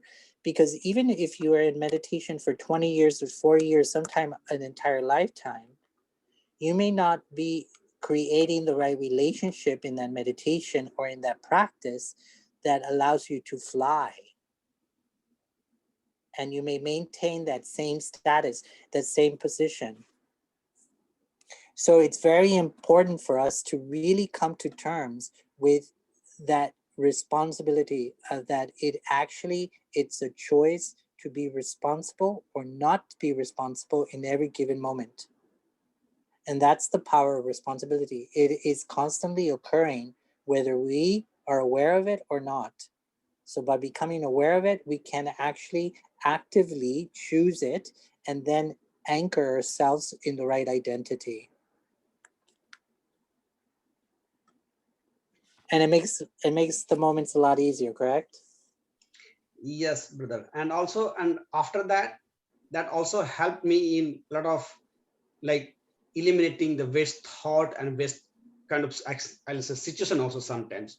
So like sometimes, like I give an example of my workplace. Sometimes somebody comes to you and start gossiping about some situations or some persons. So now since you have created so beautiful garden, you don't like that gossip. So it's Yeah. eliminate you from there. No, this is okay, this is fine. Okay, let it go. So this also save me from the future situations that can drag me into the problems. So I came out of the problems before it's become a problem. That's right. It's our responsibility to make sure that we're taking things in the right way, right? So by actually being clear as to who we are, we can actually look out with the right quality. So when it comes in, we're actually receiving it with a quality that actually creates harmony, peace, and sustains that space of soul consciousness. And so the way we begin to also understand cause and effect, I am creating something, I'm creating a chain reaction. So I must become responsible with my part in this role that I'm creating, right? So the role so the thing about the roles is that if you choose to be so conscious, no matter what physical role you're playing, the body's playing out, if you actually create unification through the use of the so conscious state, then what happens, you realize that you can actually be practicing these same virtues, these same powers, no matter what the role the body's playing. And that each time you can actually refer back, anchor yourself to those original virtues and actually use them no matter what the physical role you're playing in, because they will always help harmonize and create a beautiful relationship. right? So if you take responsibility for remaining in that soul conscious state, remaining in that position, what happens is you're no longer distracted by the roles of the physical body. And then what happens, you can always be in that space of being able to bring healing to any situation. So the internal aspect of how you are taking responsibility in your role and in what you're engaged with in the situation makes a big difference. Why? Because you're anchored in your own true identity, your choice, right? So the action then, again, that karmic sense of cause and effect becomes positive. So you're shifting whatever negativities that you've created in the past, whatever habits, you're breaking them by actually creating new ones, which are connected to your nature, to your spiritual identity, which then causes the cycle of karmic accounts to become positive. Does that make sense? Yes. Yeah. And then again, so it's just that power of saying, I am responsible as a creator of this situation, as playing a part in the situation. It gives you the freedom to begin to take the steps towards making correction. And because you are taking that sense of responsibility, you're also infusing yourself with the power to fulfill the correction, right? Because you understand that only you can actually shift it. And no one in the world can actually do it for you. Does that make it sense? Does anybody have a question? Yeah, I have a question again. Sure. About where does, like, when you sabotage yourself and you think, oh, the mind is controlling, where does that come into play with all this? Even though you're taking responsibility and you decide to act a negative way, you think it's wrong. In a way, you're sort of sabotaging, you're going against your true nature. So are you taking responsibility is the question. I guess at that moment, maybe not. Yeah, you're handing it over. It's like that sabotage, and then how does that play? I mean, the mind is then in control instead of your true nature and your soul and your inner. Okay, so yeah. I mean, that could be another seminar here. I don't, I know Yeah. other things that you talked about, with the mind. So I'm just curious. Yeah. So basically, when that happens, is that the first step towards creating that stage of responsibility and also that immovable stage of soul consciousness, as we call it, is that you forgot to anchor yourself in your choice of who you want to be. So when you anchor yourself, I choose to be X, what happens is every action is moved from there. And so if you start out with uncertainty as to who you choose to be, and then you say, oh, my mind is playing games and my mind is doing this, right? So that's a story that the spiritual entity, the creator of the situation, is now creating for yourself. So it's sort of like telling yourself a false myth or creating an illusion, right? So you create a myth about the mind being the one who's in power here, right? And yes, I find that my mind really wants to take over a lot. And it's really hard to keep mastering your mind. I know you're supposed to master your mind more. Well, you don't have to do anything. So right. you can continue to give your mind more power, but where it may take you may not be where you want to go, right? Right. Yeah. So now you have to have a conversation with yourself, and part of the conversation is, do I want to go there? And how can I heal the condition? How can I heal this relationship that's not benefiting me with my mind. So do you want to heal your relationship with your mind so that your mind becomes much more docile, sweet, thoughtful, mindful? Or do you want your mind to be stubborn, doing its own thing like a wild horse? What would you like? Oh, I want to be friends with my mind. No. Okay, so now you start to take the steps towards creating that relationship with your mind. So when we do internal work, that process is no different than if you were doing it with a human being outside of your internal space. So when we speak of all these different internal instruments, we're literally speaking of a lot of times what we've done through our lives is we've given these different parts of ourselves an identity that seems to be self-propagating, right?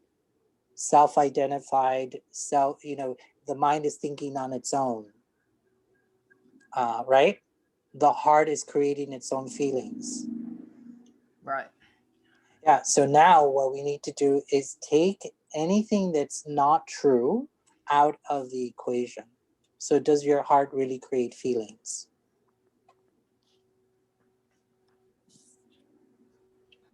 Oh, you're talking to me? You want to? Yeah. Oh, you're saying. Yeah, it's from my heart. I feel certain emotions and feelings from the heart. Yeah. So here's something for you to contemplate. From a neurological perspective, the heart is just the organ that pumps blood. So we now look at it from a biological perspective, and also literally the chemical reactions that occur, right?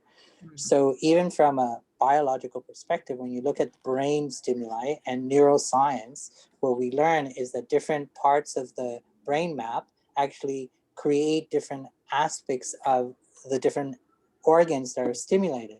So we understand from neuroscience that the heart does not feel, right? Mm-hmm. It pumps blood. So we created myths, even in society, mm-hmm. about what different parts of our body are doing, right? Right. So just the same way that we created myths about the physical body, we've also created myths about the spiritual aspect, which we, for most part, science doesn't really understand. So we can't really speak to it. But for thousands and thousands of years, people have spoken of this entity called the soul. And there are aspects of it that are very much understood, right? Mm-hmm. So this consciousness creates thoughts. So here's something for you to contemplate. Does the brain create thought, or does the soul create the thought? Does thinking actually happen in the soul as opposed to in the brain? That's a good question. Right. So from the space of consciousness, in terms of soul consciousness, we say the soul is the thinker, the soul is the doer. So because the soul is the consciousness, it actually sends a stimulation, electromagnetic field, right, mm-hmm. to the brain, and then the brain causes chemical reactions to happen, which cause the body to function. So in that sense, so here is why that's important, because for somebody like you who is trying to create a new relationship, right, with your mind, then you need to create a sense of identity for yourself. So when you say my mind, why do you call it my mind as opposed to the mind? Well, it belongs to, I know I have a mind. That's what so it belongs to you, right? Belongs to me. Whatever you are, it belongs to you, right? Mm-hmm. Right. Whether you're physical or non-physical, it doesn't matter, right? The answer to that doesn't matter. Somehow you created the language and the experience which indicates that that it's your mind, so therefore it should be under your control. Is that correct? Right, correct. Kind of like your hand, right? Your hand is under your control, right? It's not the brain that's doing it. It's your brain, it's your hand. So in the I'd same like to way, say, when you talk about soul, the faculty of soul is mind, the intellect, and sanskaras. when you talk about brain, it is a physical form, like a body, physical body. Yeah. Brain is different than mind. Mind is part of the Yeah. subtle world. Absolutely. And so that's why it's important for you to then understand, because the mind is yours, therefore you can direct it, right? Right. So you can start teaching the mind different qualities, different habits. So it's called conditioning. So you're conditioning your mind to shift from whatever it's doing now. So if it's being naughty, right, is misbehaving at sometimes, then what you need to say, just like you do a child, you say, mind, you're my mind. And guess what? Let's try something different. In these kind of situations, we're going to be kind. We're going to be respectful. We're going to be patient. So you're conditioning your mind to actually be more the way you choose to be. Right? Right. And that's the whole idea of creating a sense of anchor. And the reason why we create a sense of anchor is because then when you know who you want to be, it's not who you are, but who you choose to be in that particular present moment. And so you take on a specific quality that's natural to the soul. And that's where the virtues come in. So I am a peaceful being. So if you're a peaceful being, your mind should be peaceful, just like your hand is a peaceful hand, right? And your body is a peaceful body. So your thoughts are also peaceful thoughts, right? Because they're your thoughts. Your feelings should also be peaceful. You see, and meditation, what we're doing is we're training the stimulation of the soul to become stronger in its the way it's interacting with the physical body, so that the physical body, as the soul purifies, then the physical body also purifies, right? So the thinking becomes pure, the heart becomes softer, and also the speed at which thoughts are being created by the mind actually slow down. There's no more sense of anxiety or worry or distrust. There's more just trust, and there's more just calm, peacefulness. So that's what's happening through meditation. Meditation is creating an internal condition for these different aspects of yourself, right? So I, the consciousness, am creating a pure, cleaner relationship with my body, and I'm learning to work with it in beautiful ways. It's more cooperative. Right? So it's no longer the body versus the soul, or the soul versus the body. It's actually what we call the integrated self. It begins to cooperate with each other. I hope that answers the question. Yes, thank you. That was helpful. Any other questions or comments?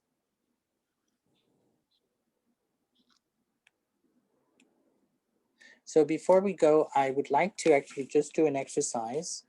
So this is an exercise of churning. And the term churning just means I am creating inner talk as I sit here in meditation. So meditation here is being aware. So open eye. And also what you're doing is you're using the power of your mind. And the way we use the power of the mind is to churn, to create an internal universe that actually supports what we want to be, how we want to be, how we want to create, how we want to relate, not only with ourselves, but also with our body, and then with the world, and then also with the spiritual. Okay? So I'll just make yourself comfortable.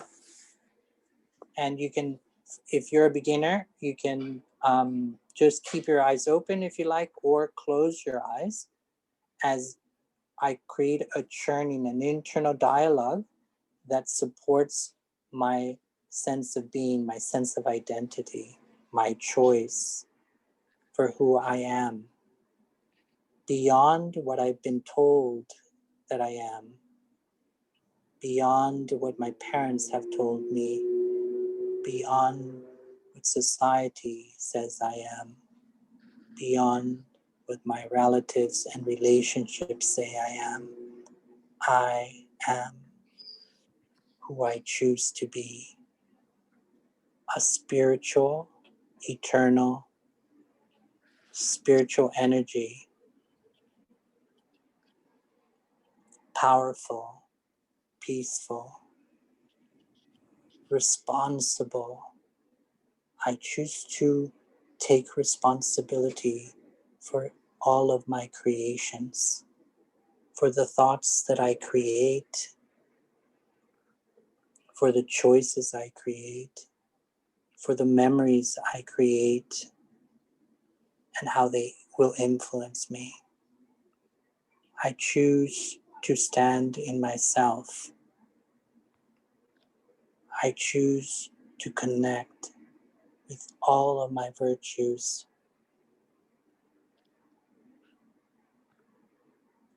Peace, kindness, gentleness, patience, calm, creativity, lightness,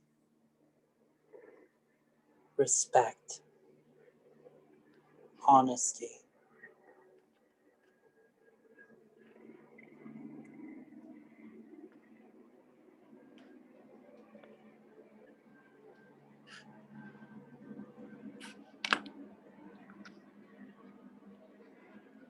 As I move through my day and the days to come, I will remain aware that I have the power to choose who I am in every given moment. And I have the power to choose my qualities. And from that space, from that inner comfort, that inner safety, that inner power, I then move towards the world by using this physical body and using these senses to receive what the world has to say. But I receive them through the filters of my virtues, so that as they come in, they remain beautiful, relaxing, playful, beneficial. And I choose to take everything and look for the benefit. Every situation has a beautiful lesson, a beautiful benefit hidden in it. And I take the responsibility to look for that gift. And when I find it, I make good use of it. I create beautiful actions that harmonize my relationships, my own sense of self, and I also choose to take the responsibility of the cause and effect of every action I create. And I choose to make it harmonious, make it peaceful for the world. I choose to be responsible for every thought, every feeling, and every action. I am responsible for myself. I am a peaceful,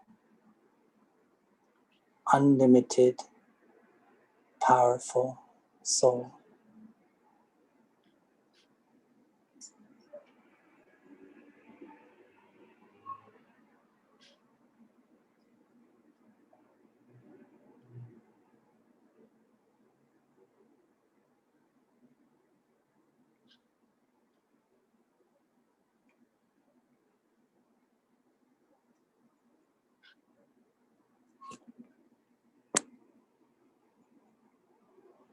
Om Shanti, everyone.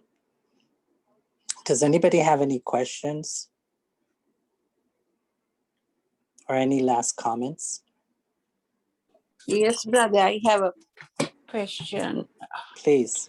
Yeah, you know, like yeah, I'm responsible for my own thoughts and actions. So this happened in school. I'm suffering within. That's why I'm bringing this forward, because like in meditation and whatever you're teaching, I'm trying to get over it, but I am at fault.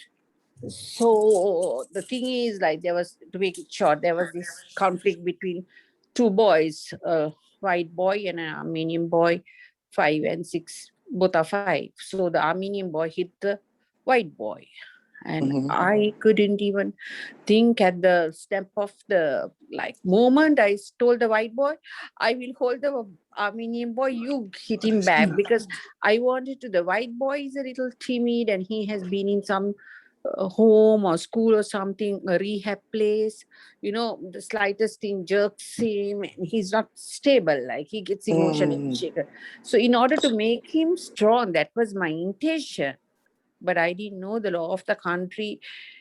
It was a criminal act or whatever. And then I was pulled up, and then the director of the school got mad at me, and she said, "You write a letter." Now a sense of fear has crept in. I know God is there. I know I am wrong. I am blessing that director. I am blessing the parents who I mean tolerated. I mean the Armenian boys' parents are good enough to like not take any action. Mhm. I am So, wrong from this action of mine.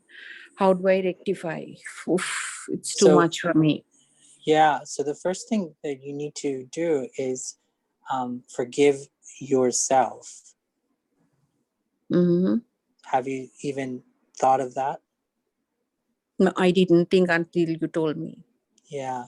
So the first step to healing is always forgiving yourself Hmm. for for for first of all, forgive yourself for the thing that you felt is wrong, Hmm. and then forgive yourself for carrying it for the days that you've been carrying it in your memory and in your heart, because Hmm. each time that you remember and you go through that memory, what happens, it Hmm. creates more and more negativity and it takes on more and more power. So the first thing that you Hmm. need to do in order to heal from that is forgive yourself and say, okay, now what is the correction in my thinking, right? So imagine yourself as a pure being, right? And a Hmm. pure being, a beautiful being, what does a pure beautiful being see in others? Of course, there is some sort of beauty in others, right? That's right. So what happens is now you can use that power to send, it's called power of the mind. And what you're doing is, as I am a pure being, a peaceful being, okay, then I will send that pure vision to everybody involved, the director and the two boys and the family. So what I'm going to do is I'm not only going to heal myself, but I'm also going to use the power of my mind to send blessings. And when you send blessings this way, what happens, it does arrive to everybody who is in your mind and in your heart. And if you do it purely with a pure heart and a pure mind, what happens, it will begin to shift the entire situation and heal it. So you can create that just by sitting in silence and sending out those good vibrations. So that's the first step. The other step, if you have already made the correction and everybody is okay with the correction, then just forget, because leave it in the past. It's the past and you just need to forget about it. Okay? Learn, look at it, learn, and then change. So we all must go through this process in order to heal. So you look, you understand what needs to be shifted, what needs to be corrected inside of yourself, right? And then you take the steps to make that correction, the event is gone. Okay, the past is the past, so you don't carry it with you, because it becomes like a cut, a wound, that each time that you think about it, not only are you giving it power, but you're also taking the scab off and you're causing yourself sorrow and pain. It's no longer the event that happened, it's just your way of thinking about it. another question. The directress is somebody who brings the past, always nagging. It's never ending nagging.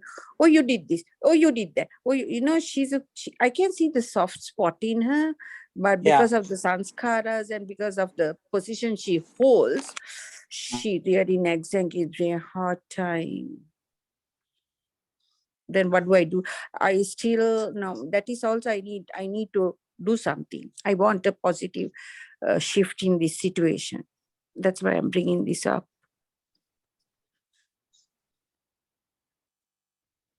Brother?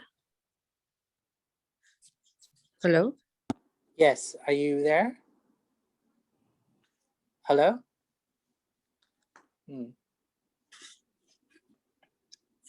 Hello? We can listen. Can you hear me? Yeah, I'm there. Yeah, can you hear me?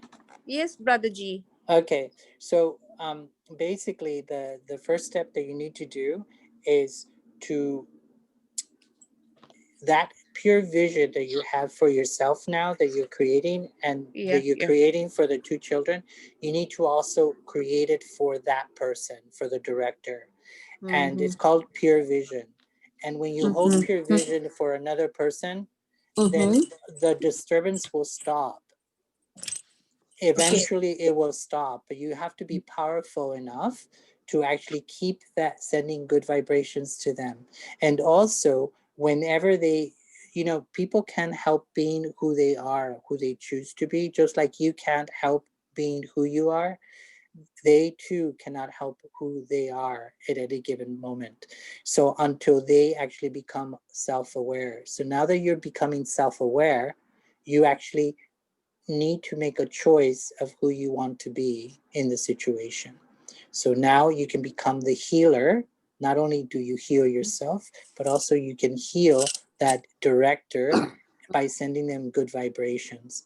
And by whenever they speak of the past, you just quiet yourself. You don't even need to respond.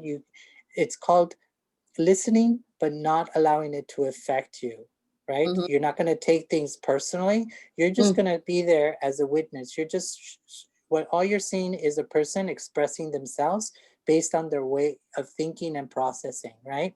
But you have gone to a point where you're self-aware. So now you need to be responsible with your self-awareness. I am a pure being, therefore I have pure vision, and I see this soul as just speaking their mind. They're not saying it against me, they're just speaking their mind. They have no knowledge of how to function differently. And the only way that I can help them is by actually giving them an example of keeping my mind clean and my eyes pure, and by sending them good vibrations. And then when they're speaking to me, I'm silent, I'm listening, I'm paying attention, but I'm doing something very important. With my pure vision, I'm looking at them right in the eyes, and I'm sending them peace, I'm sending them calm, and I'm sending them love and acceptance, just for who they are, right?